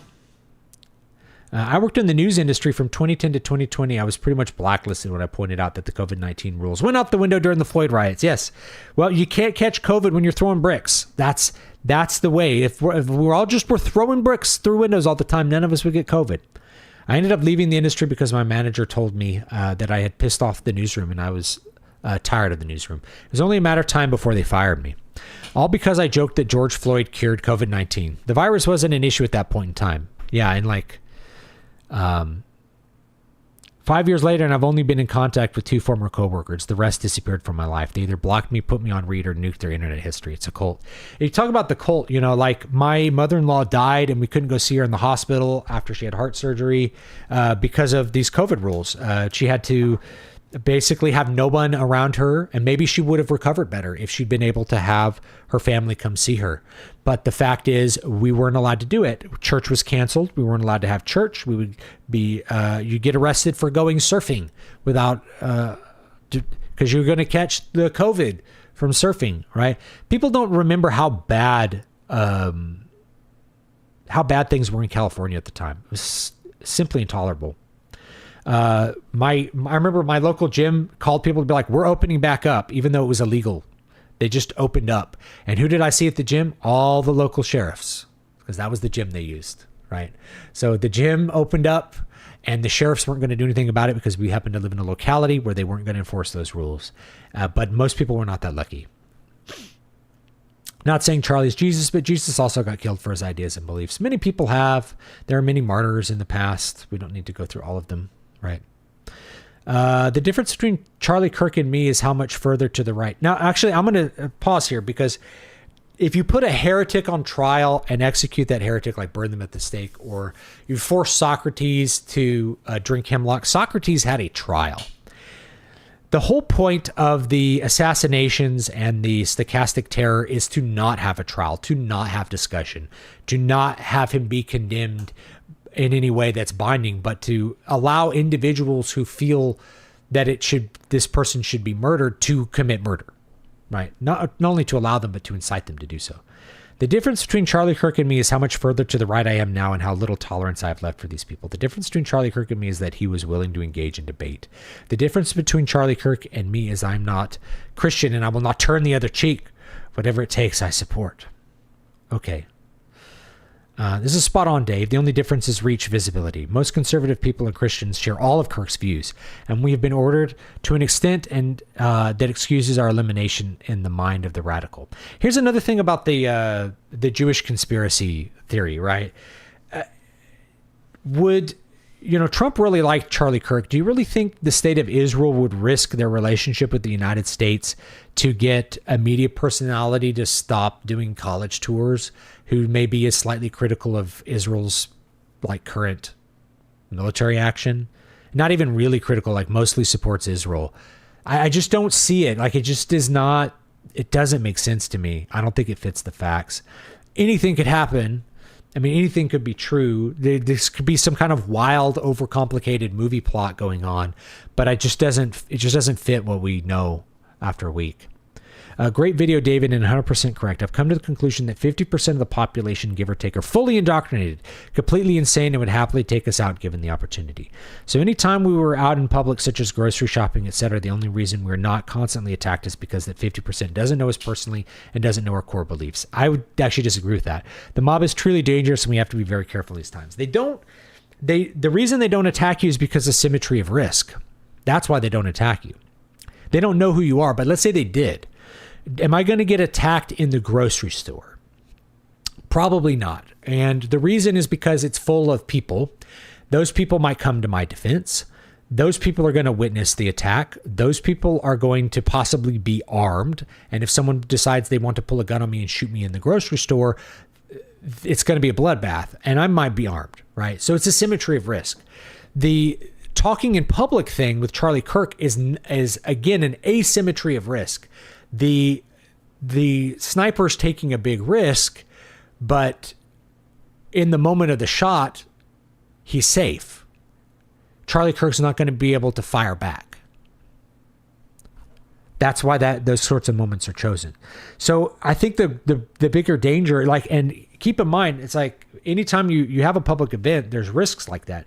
Dimebag Darrell was murdered on stage, and he was just a musician. And he was killed by a crazed fan, I believe. I don't believe he was killed for being right-wing. Pantera was notably like Kid Rock. You know. Charlie Kirk was in a gun-free zone at the time. Yep, asymmetry of risk. There you go. Very good point. Great video, David. 100%. Oh, yes. Now, I was talking to my friend Cole the other day. Not the other day, like a while ago. Maybe last year. And he's like, he'd come to believe that like a lot of people are just not really people. Like they don't actually have souls. They're not conscious. They're like, what's the word in like Gnostic cosmology? Somebody that doesn't have a soul. Basically, they are NPCs. They don't have real thoughts. And that's a very disturbing thing to think about. And I don't, that goes against my religious beliefs and my model, but I do believe people can be twisted and brainwashed and influenced. Charlie was a liar. I don't tote that energy. Charlie totes sins against the innocent. I don't tote that. Charlie died. I can't read that. I know a woman that was laughing about her daughter cheering on this at her middle school. This is going crazy. That's several different layers of abstraction. I know a woman that was laughing about her daughter cheering this at her middle school. So they're both happy about it, maybe. It makes zero difference what Kirk thought or said. Let the naysayers and the people that argue. He deserved it. Have everything they think he stood for espoused. Everything. Bigot, homophobe, racist, misogynist, etc. Everything. It does not matter. It does not. We do not engage in physical violence. We do not. This is the core defining feature of Western society and philosophy. The ideas, and then further speaking about these ideas, is far better than violence, than war. It demonstrably is. Always keep on talking, keep on debating, keep on vehemently disagreeing. We do not engage in physical political violence ever. And again, what people are saying for the response is not to go assassinate the other side, but why don't we arrest George Soros? Like, why can't we prosecute him? Right? Let's use the law. Let's use the actual law that people agreed on. We should be telling our children, I guess now our young adults, that having feelings of disgust and even hatred towards someone else's ideas and viewpoints is unfortunately natural. That has to be acknowledged. Now, I'll address my thoughts on this in a second. We can even have thoughts of rage and malintent and even murder, but we never act on them. That sort of level of control is what defines someone that is part of the project of Western society, that is not interested in the lineage versus lineage competition that all other societies before this one fell into. If someone was not interested in that level of tolerance, which switches them into intolerance, they are excused from Western society. This is the price to pay. So I think we are wired to be tribal creatures. And so when somebody is having really different thoughts from us, hold on, I'm just going to rearrange this camera. It's slightly whopper-jawed. We think of them, everybody's part of our tribe by default because we're tribal creatures. So if somebody is really, really disagreeing with us and like we really hate them, it's going to feel like, at least in our lizard brain, like that's a real physical threat to our survival. And it takes a more enlightened mind to be able to not be that way. So the default is actually to think of this sort of disagreement and those negative feelings that you shouldn't act on as being, you should act on them for your own survival. And I'm sure some of that was going on with this killer and with the trans violence is like they are being told that it's for their survival. Like they have to kill children praying at mass because of their survival, which doesn't make a lot of sense, but it's like, if we hurt them enough, then they'll leave us alone. That's a lot of the things that I think they believe. I don't want to like project too much. I want to go by what they say and not like, how would I feel? No, that's emotional projection. Haven't watched yet, but to answer the prompt on influence, the difference is Charlie came to represent an idea or ideas to some people, including his assassin. And when you represent an idea, some retard gets it in their stupid head that by silencing you, they could silence the idea. Wrong. Also a good comment. But then the question is, what's the difference between you and him? Is that like, you have the same ideas, but he's the one saying them to more people. That's the big idea. Answer to the title. I'm not an Israel shill. Kill Israel shills? He died because he was a shill for Israel? Like, what does this have to do with that? The difference, I was never an Israeli asset. Again, people love the Israel conspiracy theory. An open mind is like a fortress with its gates unbarred and unguarded. I was talking about, the real virtue is not having an open mind, but being able to discern the difference between truth and falsehood, which is very hard. So having, I think, some formative beliefs that filter a lot of information for you so you don't have to be evaluating critically every single claim. It's actually important. I know that may ruffle some feathers, but if you have a basic formative belief that like something is wrong, you don't really need to entertain a lot of arguments about why it's right, and leave yourself open to those. If you're like, is murder wrong or right? And you could probably find someone who's compelling enough to convince you that murder is good. That's a problem. Whereas if you're like, thou shalt not murder is critical, then you just don't really need to, like, you're inoculated against those arguments. Those arguments have to be so much better for you to be able to be convinced by them than if you just don't have any belief one way or the other. The difference is we haven't been shot yet. This comment section is full of people from the shallow end of the gene pool spewing misinformation about the shooter. His friends said he was left-leaning. His family said he was left-leaning. He was part of the left-wing groups. He was left-leaning. End of discussion. He was dating a tranny. He sent messages about how much he loved the trans woman or whatever he was with. He was killed by another right-winger, a groyper who shares many of your same ideas on the right. This delusion that he is any type of moderate is laughable. Trump is constantly calling liberals evil. Stephen Miller has called liberals evil. You're evil. You murder people.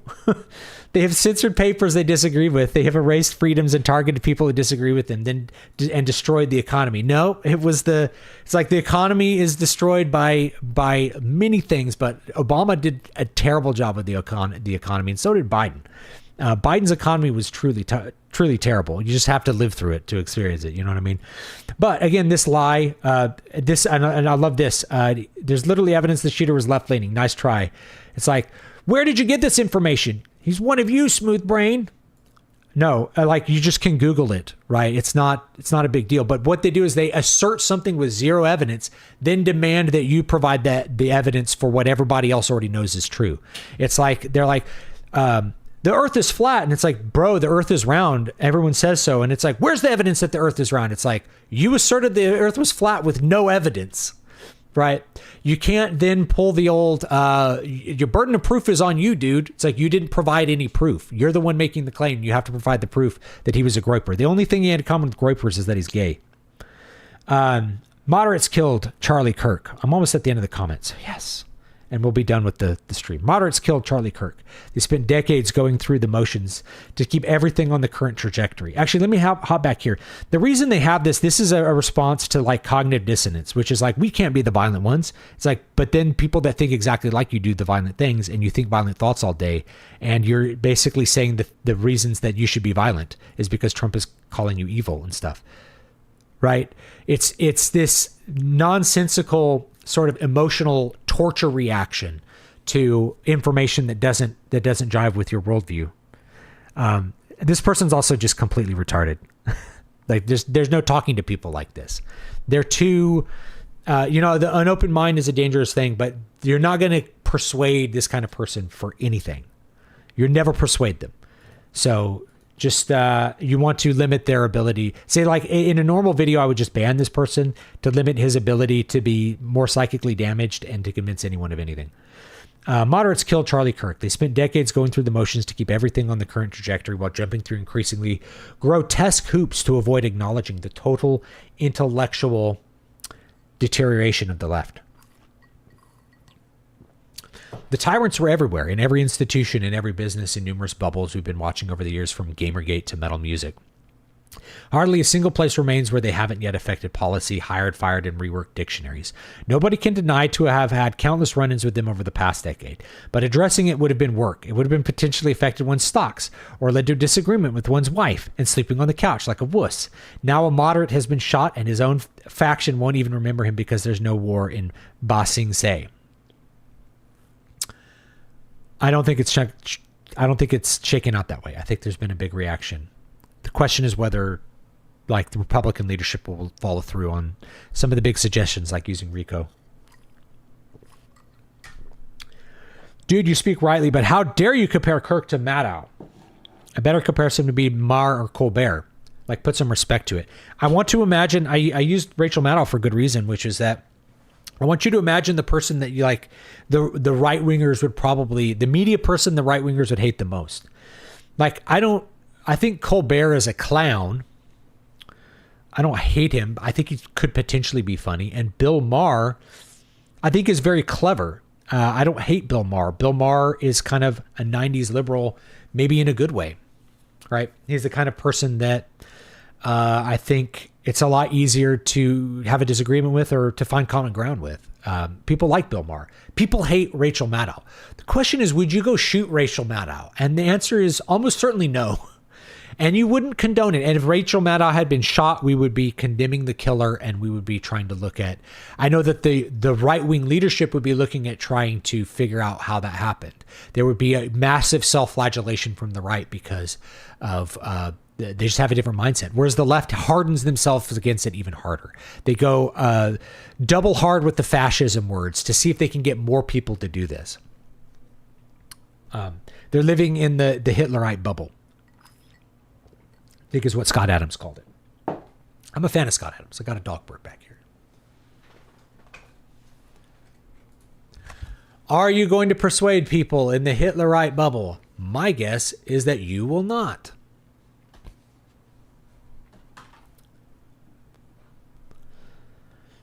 I don't know how you write these words upside down.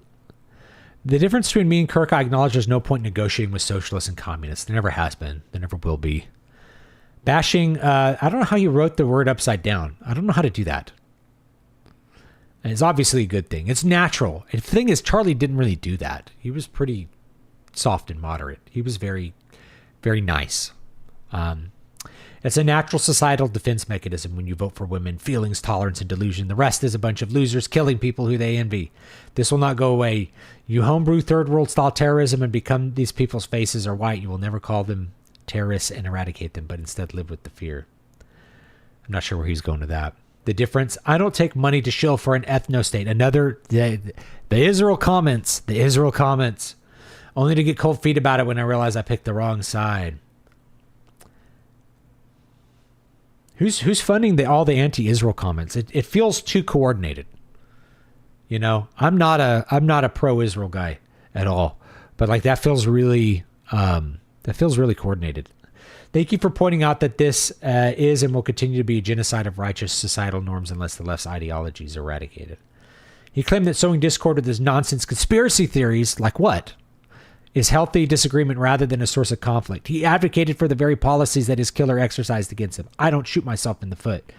No, you just shoot other people in the face because they say things that he doesn't like. The one that COVID was a democratic plot to destroy Christianity. He never said that. These people are fucking delusional, right? How are you going to talk to someone that's hallucinating this level of insanity? I guarantee you're not going to find Charlie Kirk saying anything like that. Unless he's saying, somebody said this and I think it's stupid. BB hasn't killed me yet. It's the quality of the debates. More morality. I'm reminded of how the scripture says concerning the Apostle Paul and his success with this message. Lest I should be exalted above measure for the abundance of the revelations, I was given a thorn in the flesh, a messenger of Satan to buffer me. Satan had personally sent persecution against him, and it was the name with Mr. Kirk. Had Charlie Kirk been preaching about trans rights, LGBTQ stuff, or railing on people of the right, Republican, conservatives, or Christians, then he would not have been a target. True. I personally never want to see anybody get killed, but rather to be exposed in what they've done instead is morally wrong, even to be humiliated or taken to jail but not killed. David, I know you have a PS5. How do you feel about Sony not denouncing their employees celebrating being murdered? I think it means they support this throughout the company.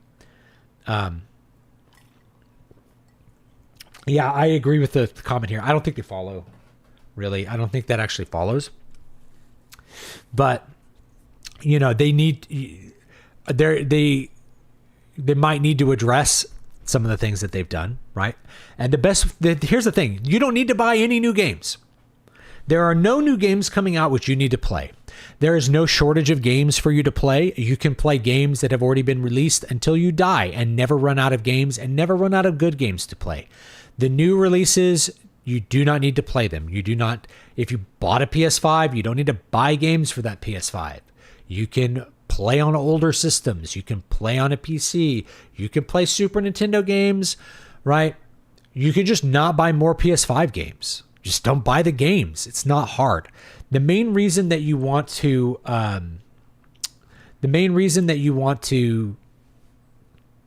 not give money to people who hate you is for you. There's plenty of great games to play. The Ghost of Yotai was the only one I saw, and I don't know. I haven't kept track of Sony, so I don't really have an opinion. But like, you don't have to buy that game. If the devs are saying things that you don't like, if they're advocating for violence against you, don't buy the game. So that's step number one. Then you can try to use pressure to get those people fired, or to at least have them apologize. Make an apology for this, right? Don't you want as many customers as possible? If the answer is no, well, then we need to have, the shareholders need to sue you. Wrong. You need to buy my game. There you go. You can buy new indie games too. That's the other thing. But I need to buy this new AAA game. You really don't. There's really no shortage of good things to play that aren't that. You can even play World of Warcraft without paying Blizzard anything. It's just a little bit slightly more inconvenient. For me, the difference between Charlie and me is that he was a much braver Christian than I have been. I notice a lot of people talk about attempts on Trump as if there are not many more sexual deviants still dreaming of success. I'm not religious, but even I agree with Charlie. They couldn't prove him wrong, so they proved him right instead. Now we're all Charlie Kirk, and there's millions of us. I am Charlie. I agree with you a lot here, but the majority of adult Americans did not vote for Trump. His approval rating is also about 42% from a quick search. That's actually very high. So saying that most people in America agree with him seems to be untrue. Seems to be. Is it or is it not? Let's say most people, right? We assume that the voters are a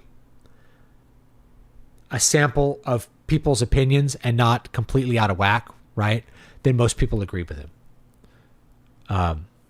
Just like how you take a sample that this thing happened, obviously not all people, but it's supposed to extrapolate to all people.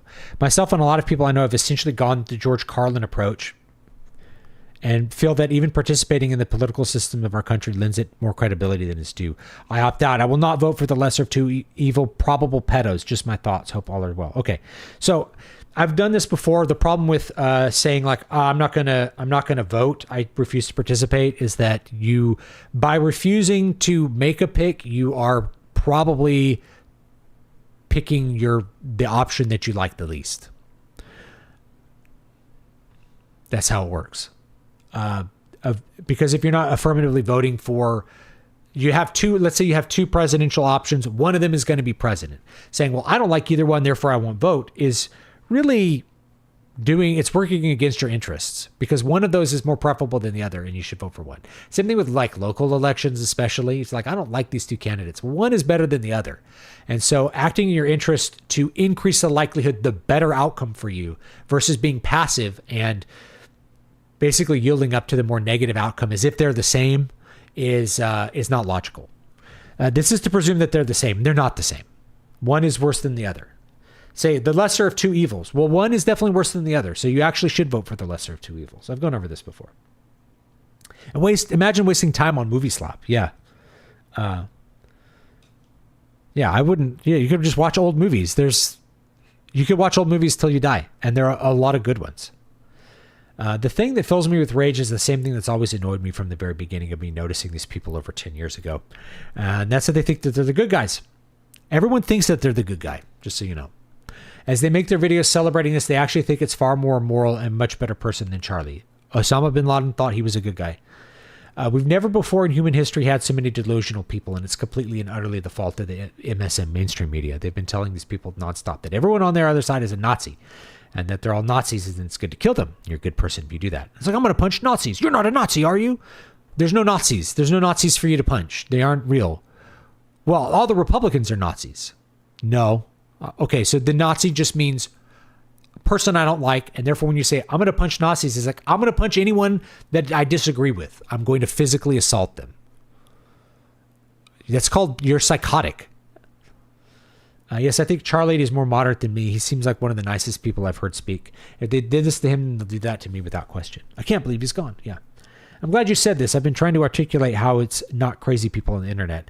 I'm certain every person reading this has friends, classmates, coworkers, and family members who their first and honest reaction was celebrating Charlie Kirk's murder assassination. And we see that, and you think exactly what you said. Charlie's moderate. They could just as easily be celebrating me dead. That's right. And Charlie was a faithful and outspoken Christian. He wasn't hateful, but good, and tall and proclaimed his beliefs. You know, I believe lots of people today would kill Billy Graham if they had the option. I realized when they were relying on social media saying that the shooter was MAGA that they don't do that to convince us. They do it for their weak-minded minions. Oh, yes. Yeah, that's right. So what are the purposes of propaganda? I've gone over this. There's 3 purposes. Purpose 1 is to boost the morale of your base, to make them feel like they're right and they're on the winning side. Number 2 is to demoralize your opponents, to make them less likely to resist your attacks. And the third one is to persuade people. And that's distant third. Usually it's not to persuade people. If people have enough of the propaganda hitting them through the repetition, it can persuade them. But propaganda itself is not very argumentative. It's just trying to get to those 2 emotional states. And so people that are heavily propagandized into believing they're the good guys, they're right, they're the ones doing it. Other guys are bad, bad, bad, bad, bad. They're going to lose. They need to lose. They're going to have a breaking point when it's like the bad guys won. The bad guys won the election and the bad guys are doing what they said they were going to do. What are we going to do? Some people are going to snap. You know it. Yes, they know it. That's the point and always was. Same with releasing thugs and criminals. Trucking in big pallets full of bricks. Having an organized riot. The riots and the protests are organized. They don't happen randomly. People forget that. It's not like a bunch of Democrats just walk out on the street and start rioting. It's organized. And that's what the RICO stuff really should be about. You should be taking down the people who organize this. You're organizing violence. I agree. Charlie was too much of an influence to too large of an audience. He was influencing and gaining followers on college campuses, which are typically thought of to be stomping grounds of the ultra-left. Anyone opposed to Kirk's views should be the most upset. Everything Kirk said has been validated in the eyes of many people. Charlie was white and didn't push the anti-white narrative and had a large audience. That's really why people hate him, judging by the endless amount of anti-white slurs they're still hurling at him. This guy says he did push the anti-white narrative. I don't really think so, but you know. Stochastic terrorism is when you kill by spreading enough lies to make murder seem justified. I used to be too polite to correct my misinformed social circles. Now I'll be politely explaining to them how their lies are spreading and the mechanism by which they spread terrorism. I'm not sure how you'll convince them. This is often a question I have in my head is like, how do you deal with these people? Do you just inflict psychic damage on them? Like if you can shock them with enough psychic damage, will they rethink what they're doing? I don't know.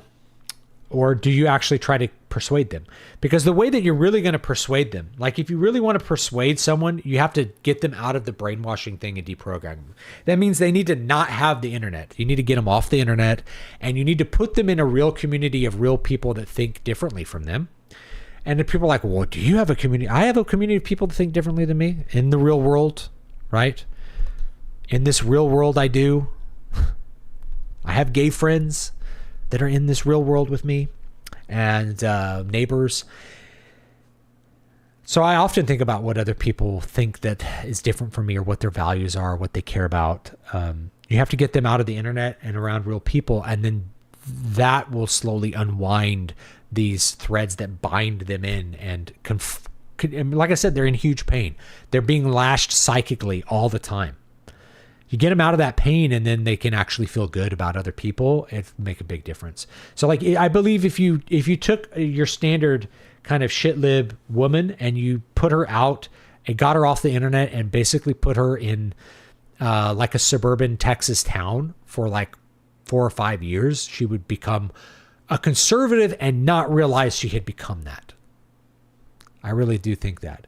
But as long as you have this bubble that's constantly reinforcing your beliefs, then your model of reality is gonna be more resilient than that. You have to get them into a different reality. The cure for bad ideas isn't to silence them. It's to challenge them with good ideas and show them where they're wrong. I don't believe people who hate me should be killed. I wish them to see where they are wrong and come over to the light. This is a very Christian thought. It's like I want them to be saved. I want them to repent. I'm from a country where there are people in prison for social media posts that are not offensive to any rational thinking person. We had people in prison for social media posts here. Making the truth illegal doesn't make it any less right. Trump pardoned one. I'm trying to remember his name. He went to jail for basically making a joke on social media about how Democrats should vote on Wednesday or something like that. Could be recency bias. Could be due to the emotions of the event, but this feels like right now one of your best videos. I appreciate that. I've been a viewer for a long time. Since I found this channel, I've had a lot of major life events. Grandparents passing away, buying my first house, getting married, moving, having a baby, etc. It feels like the assassination of Charlie Kirk occurred at a time for me where it would be the most impactful. I have a baby girl just about 5 months old now. Becoming a father has, as people said it would, completely recontextualized my life. Charlie's murder really started to hit me in ways that I don't think it would have just half a year ago. It's been very hard. So I'll just share something personal with you. My wife is like, before you like rebrand or do like some of the things I would be planning to do, like more controversial content, she's like, we need to have a discussion. And for me, like, I'm not trying to I don't want to say anything negative about my wife, but merely the fact that we have to have that discussion, it's kind of like the terrorist one. Like, we need to do an anal cavity search before you get on the plane so the terrorists don't win. I feel like the terrorists won by when you subject me to that. When I'm subjected to humiliation at an airport, it feels like the terrorists won. And so it's kind of the same thing, right? It's like, I don't want to have that conversation, but I do, because I'm a person that has exposure. There are people who have my home address. There are people that could try to do something bad to me. And I do believe this, I haven't said this, but I do believe most people are not killers on the left. Even the hardcore leftists don't have that in them. They just aren't going to be able to do that. As much as they talk the talk, it's like the people on the right who talk the talk, they don't walk the walk. Right. But they can do a lot of evil they can do a lot of bad things in a small, very mean way. And here's some things that I mean by that, right? Swatting has the potential to kill people, but it happens a lot to people on the right. They get swatted a lot. Okay. If you are even moderate, chances are you're going to get swatted if you have a high enough profile and people are able to figure out where you live, and that sort of thing, or know where you are in a given week. Swatting. So swatting is one. That is an initiation of force. That's trying to get the police to kill a person you don't want. Like, putting that aside, what's a real mean one that's kind of small and exploits that asymmetry of risk? They'll call CPS on you. Your friends that don't like you, that don't like that you voted for Trump, they can call CPS on you and say you've been abusing your children, neglecting your children. My house is really messy right now. I could see CPS coming in and being like, this is, because my kids have toys everywhere. I don't believe it's enough for them to be like, this is not a sanitary place for children to live. But like, it's something I think about. It's like, what if my house is so messy when somebody falsely reports me to CPS to try to get my kids taken away to punish me for my thoughts and my ideas and my beliefs and my faith? What if I'm putting myself at risk by not keeping my house clean enough when that happens? Yeah. So yeah, the people who don't like you, they could call CPS on you. No risk to them. Nothing bad can happen to them for saying, I believe this person is beating their children, or I believe this person's starving their children, or I believe this person is doing this or that bad thing to their children. That's why he homeschools them, is so that there's no one to report that he's abusing them. And CPS goes and does a report. Nothing bad will happen to the family member. Oh, I just earnestly believe that. Or your Facebook friends could do it, guys. Your Facebook friends can do it too. Anyway, I think there's a lot that could be said about politics and war. They're basically two sides of the same coin. That's what Carl Schmitt said. It's like politics basically are war. It's a struggle. We all kind of collectively agreed to abstract war by turning it into politics, right? It's war at a lower level. Civil wars happen when you can no longer operate the political machine effectively. Whereas in the past, the guy with the biggest army and the best strategy is in control. Now we fight with words instead of weapons. Well, the Romans fought with words until they fought with weapons. You can look at the history of especially the 2nd century BC, wonderful period of Roman history to study for those who are interested. I read a great book on it called The Storm Before the Storm. I would recommend it. It follows a lot of the personalities in the 2nd century BC, from Scipio Aemilianus up through, not Scipio Africanus, but Scipio Aemilianus up through, I think, Sulla. And kind of stops before Pompey and Caesar. Anyway, so yeah, they used words. The Gracchi were murdered for their words and thrown in the Tiber until eventually civil war happened. There was no option but the words didn't work anymore. For a long time, the left has shown that they're not so content with that arrangement anymore. The concerning thing to me is that this mentality did not seem to stop or slow down at all during the 4 years we had Biden in office. The left didn't really change their course. More escalation, more he's a fascist, he's a Nazi, it's okay to punch Nazis. Yep, and then they've doubled down in the last week.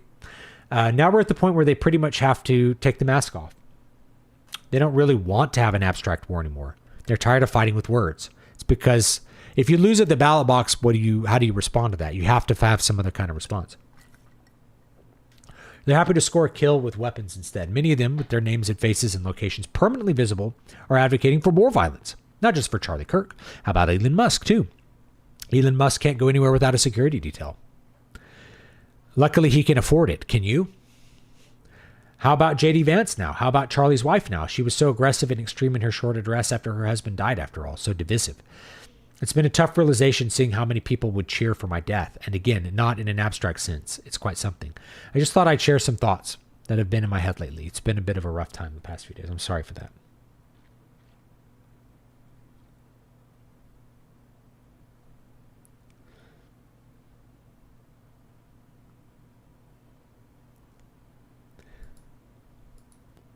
Every time there's something from the chat, every time there's a new leftist talking point coming up, their programming is updated and they talk about posts like this or that, Palestine, Trump. Yeah.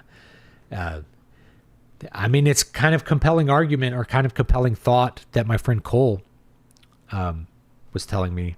Like, maybe there's a lot of people who really are not conscious. They are more like an automaton. They're a flesh automaton. They don't really have a soul. The one thing about this whole mess that makes me nervous is knowing that American political discourse does not, as a rule, handle martyrs well. Lincoln's death cast a long shadow over the mishandled Reconstruction and the Gilded Age. That's true. JFK and RFK's death had us chasing ghosts for decades to fill the gaps they left, and Martin Luther King and his mandate of heaven appropriated by grifters and ne'er-do-wells like Jesse Jackson and Al Sharpton. That's a good point. Wringing as much juice out of perpetuating racial conflict as they could. The prospects for an unequivocally positive outcome for any of this tragedy seem uncertain to me, but maybe that's just an old man's grumbling. Yeah. We could all be Charlie in any moment. Well, the reason we're not, I wouldn't say at any moment, but the reason we're not is because of exposure. Most people just don't have the exposure. They don't have enough people that would want to find them and hurt them. And they're not in a place where they could be, where that asymmetry exists. Gun-free zone, right? My house is not a gun-free zone. So coming to my house with a gun is a highly risky, it's much more symmetrical risk. So most people aren't going to do it. They don't kill you because they call you a Nazi. They call you a Nazi so they can kill you. The hypocrisy has been absolutely appealing to watch. People who screech about believing all victims in other scenarios suddenly pivoted to some version of he was asking for it. Or the anti-gun types who, well, I guess he got what he wanted between crackles. Ghouls, every last one of them. Time travel to the end of the H guy shows their closed mind. Why must he be ended? If he can be ended, then the future's not set. So why not at least try to change his thinking? Okay, this is the Hitler time travel thing. Yeah. So part of my story is that they tried to do that. They tried to change the circumstances of post-World War I Europe in such a way that the Nazis didn't gain power, and it happened anyway. So they're like, it gets rid of that basic scenario. It's like, they're materially wealthy, but still the Nazis are coming to power and using, wanting to use the state to, get rid of Jews or something, right? Use the state to conquer more of Europe, things like that. I don't know. I'll come up with like a good line for the Nazis. It's actually not. So for the story, it's actually not important that the Nazis are representing our more nuanced view of World War II. Those of us sharing this space with me and who are a little bit more informed and can think in a more nuanced sense about the rise of the Third Reich, the things that were happening in the German state following World War I, as well as other states in Europe. For the story to be effective, I actually maybe want to avoid the nuanced view, and I'll come up with a cool way to do that, I'm sure. But I have a point for not trying to be nuanced about Nazis because they don't have a nuanced view. That's their point. The reason that they call everyone fascists is so that you don't stop and think about them as human beings, but understand that they're people to be killed, or that they're enemies to be killed. That they're not someone. It's really hard to kill a person when you know he has a wife and kids. So he becomes a monster with propaganda, and you drop a bomb on him from far away, and then it's a little easier to kill him. That's the point of the fascist talk. It just makes it easier to execute and do bad things. Either small, mean things, call CPS on your friends, or big, mean things, murdering people or swatting people. Let's see here. We're all Charlie Kirk. Yes. To get metaphysical, Charlie was an ideological demon. If you picture radical ideologies as religions, you have a devil, main ideological opponent working on behalf of an evil, main opposing ideology, who uses demons, aligned figures to spread evil. That's why they're using Hitler, Nazi, fascist. It's devil, bad guys, devil, evil, bad guys, right? And since we have an impulse to fight evil in all its forms, and the easiest way to do so is to kill the literal manifestations of evil itself, i.e. the demons. This goes both ways, but it also shows the religious aspect of it. I agree. It is religion. I've been talking about it for years. I call it the death cult. I've been calling it the death cult for 10 years for very good reason. This cult is like a reverence for the killing of an ideological demon. It's nowhere near as pervasive in the right wing. Generally, because of their religious need to fight against evil, or more broadly, better world is typically being fulfilled separately by an actual religion. Yeah, those protective beliefs that keep you from that. Basically, a protective belief will make the passing level for any argument much higher. The argument has to be much more sound, much more convincing. The evidence must be much more overwhelming if you have a protective belief like that. We're all Americans. We really need to be more civil towards one another. Yeah, okay. But that's not what happened. The most disturbing thing is the lies. There is a machine that spun up immediately to smear Charlie Kirk and blatantly misquote him. Then they started lying about the criminal and inverting reality about his beliefs. I've seen a couple of comments like disappear off of this video that I remember. There were several comments about like, well, he said that he got what he wanted because he said deaths come along with having the Second Amendment. It's like, so do cars. If someone died in a car accident, would you say he got what he wanted? No, he's making a point about the collective freedom. There's downsides to it, but the overall upside is better, right? I need a gun to protect myself. Charlie needed one too, but he was in a place where he wasn't allowed to have one. Thus the asymmetry shows up.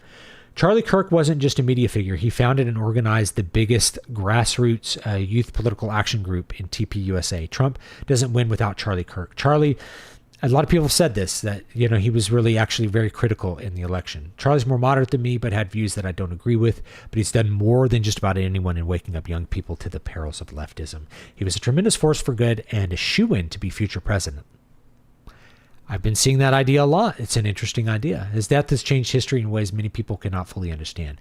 This is an MLK RFK level murder and he cannot be replaced.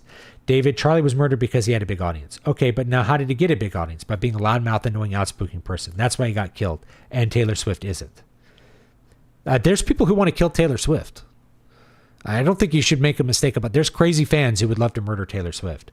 So this is the kind of, on a regular video, this is the kind of person that would just get banned, right? He got a big audience by being, that still doesn't mean he deserves to die, right? This is basically saying because he said things, he deserves to die. He's getting what he deserves. If this person actually got what he or she, I don't know what that is, they actually got what they deserve, they would not want it. That one of Paul's biggest curses is may he be judged according to his works. It's like a curse. May they be judged according to their works. The only way I can deal with it psychologically is to reaffirm that God loves them all. They are demon-possessed in the figurative and literal senses, but God would see them saved. They must repent, though, right? Remember, we got to repent. Got to participate in that grace. You got to take one step. I'll be honest, I thought this was a game design channel. Rip to Kirk. Didn't know you were that far right, huh? That's a good sign. I don't know if this is a game design channel. That must mean your game design commentary supersedes your political alliances and opinions. You should keep it that way. Or what? You'll fucking kill me? Right? I should shut up or you'll kill me? Like, what is this? What is this? What does this mean? You should keep it that way. Or what? You'll kill me? I shouted out, who killed Charlie Kirk? When after all, it was you and me. The difference, I'm nowhere near the man Charlie was. He was everything we should be, a loving father and husband, kind, compassionate, willing to stand for what was right, and no good matter the danger. No matter the cost, the man lived a saint and died a martyr. I think it's worth to have a cost of, unfortunately, some gun deaths every single year so that we can have the Second Amendment to protect our other God-given rights. Charlie Kirk. Gotta hand it to Chuck. He died for what he believed. Also, there was a school shooting in Colorado the day of his death, right? That's like saying, I believed in being dead by believing that I should have guns to protect myself. Well, he was in a place where the guns couldn't protect him. right? I need a gun to protect myself from people like you. Sorry. I need a gun to protect myself from people like you. He believed in Christ and he was a presidential material. That's why it happened. I really, really think most people don't understand the magnitude of what's occurred here. Beyond, this is a very long comment. I'm needing to tighten it up here. Great video. I appreciate that. All mixed up. Problem with one schism. It keeps on schisming. Yes. Oh, that's a whole nother topic. Schisms are quite another topic.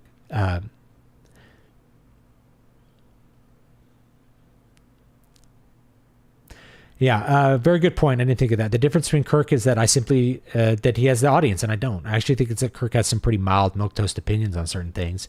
You said many of us are more extreme than he is. They want him gone literally, then they want me gone. It so happened that he also mentioned on live TV some not so favorable facts about certain tribe of people in the Middle East. Could be a coincidence. Again, could be why he got deleted. May he rest in peace. Again, that Jewish conspiracy just pops up. You know? Let me see how much. Oh, we're almost done. The left does not have external enemies in the traditional geopolitical sense. Their enemy is internal to whatever nation they spring up in, typically the traditional native ideology. The ideology is inherently focused on creating the friend-foe distinction within the boundaries of the state. In fact, they ally themselves with all the traditional external enemies. Furthermore, for decades, they have been creating the moral framework to justify future atrocities. For example, you could find this kind of moral logic in their discourses. If all whites are racist and racism is the ultimate evil, then all whites are evil. And what is the moral response to evil? Destroy it. We might even feel morally obligated to do so. And that's, again, part of my, people who believe we're living in 1930 Germany and they just have to kill Hitler to stop the Holocaust. They're going to say, oh, I'm morally obligated to do it. Not one person has defined far right or fascism. It's literally on Wikipedia. No one right now is defining it, though. The thing is, if you look at the definition on Wikipedia, it's not what Charlie Kirk was. This person's kind of stupid, isn't he? You're not worth risking one's life over. Leftists enjoy a lack of accountability. But if they were to be held accountable, they'd want it to be over something or someone worthwhile. If the world hates you, keep in mind that it hated me first. This is, well, thanks for saying this. I'm not worth risking my life over. I'm not in a place where the asymmetry of risk allows them to do it too. Before watching my answer to the question was, right-wingers care about CK. They don't give a shit about me, which is your assessment in different languages. That's not what I said at all. Not remotely. I think this person just hallucinated. Space Gene just hallucinated that I made a different speech. I think the big reason people in my life wouldn't want me dead despite my opinions is because they know me personally, that I don't have many crazy friends. Yeah. Diacrisis is a very important Christian virtue. I'm going to have to Google that because I don't know what the word means. I'm not too similar to Kirk broadly, but like you, I consider myself more extreme. In some cases, we're just talking status quo, especially for myself here in the UK. I corrected some old university friend that Charlie Kirk wasn't a fascist in response to some dismissive Instagram story they posted. Oh yeah, let's go back up here. Defining fascist, right? It's like they just say fascist because they just mean bad guy. They don't mean it in any literal sense. They don't mean that you're part of some Italian political movement in the 1920s and 30s. They're not thinking like that. They're not thinking that deep. They probably don't even understand history or bother to read about it at all. I think, yes. I corrected some old university friend that Charlie Kirk wasn't a fascist in response to some dismissive Instagram story they posted, and they decided to end their acquaintance with me, also stating that they believe Trump is a fascist, and in a very self-centered way, complained that I didn't validate them with nice comments about their holiday photos. Hey, if Trump's a fascist, maybe fascism's right. That's the next step too, right? It's like, you're all fascists. Well, we're the good guys. So I guess fascism was good after all. That's the point you're making. So the point is that fascism is good and cool. All right. Okay. That's an interesting line, that fascism is good, but I guess that's what we're going to go with. Yeah. I keep saying some variation of Charlie Kirk as an evil racist, sexist Nazi who wanted to kill people and the world is better without him. But I don't condone what happened. If your first instinct is to talk about how terrible and evil a guy is right after he was assassinated on camera and in front of his family, you're an evil person even if you add, I don't condone what happened. It's different than like saying, you know, the world is better without a murderer who's executed after the jury with his peers. You know what I mean? No rational discourse with demons. We got so many more. There's so many more comments. I'm not going to get to them all. I'm really sorry. I'm really sorry. I'm not going to be able to, you know, his motto is milquetoast and they still shot him. Okay. So anyway, I'm not gonna be able to get to all of them. I'm way over time. I've got to kill it, but we got to a couple of them, right?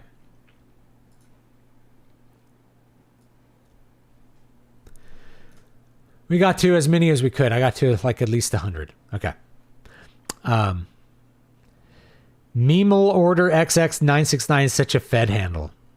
All right. I can't get to the regular chat right now. Let me see if there's anything interesting I missed. I'm sure there's lots of things that I missed. The noticers are so tiresome. Even when the thing about the Jewish conspiracy is like, I don't like the state of Israel, what they're doing. That doesn't mean that they did this. It's not all Israel, guys. There was plenty of other people who would hate him for other reasons. All right, I think that's it. This was my stream on why the internet is real life, is because it causes things to happen in the real world. And we perceive the virtual world as being real. So because we perceive the virtual world as being real, we execute things in the real world as if that virtual world is real, which makes it real in a sense. So that's it. I'll see you all next time. Have a great, great day. And I have all the links. You can join the Patreon. There's some free books up there. They're still up from last month, I think. So grab them. And what else is there? Substack. Make sure you're on the Substack. I write 1 to 2 articles per week over on the Substack. And then if I write the short story, that'll be free on Substack as well as Patreon. Where the heck is my chat? There it is. Okay. Let's get some music going to play you guys out here. If I can. Oh, here we go. All right. Get some music going here. All right. Love you all. I'll see you all next time. Have a great, great day. Peace out.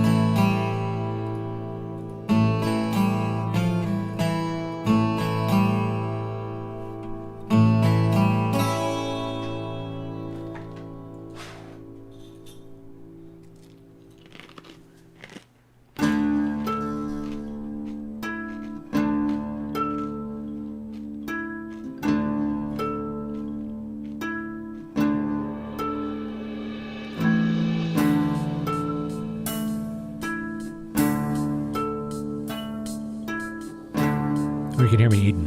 Crunch, crunch. I'm just sorry. Take it easy, guys.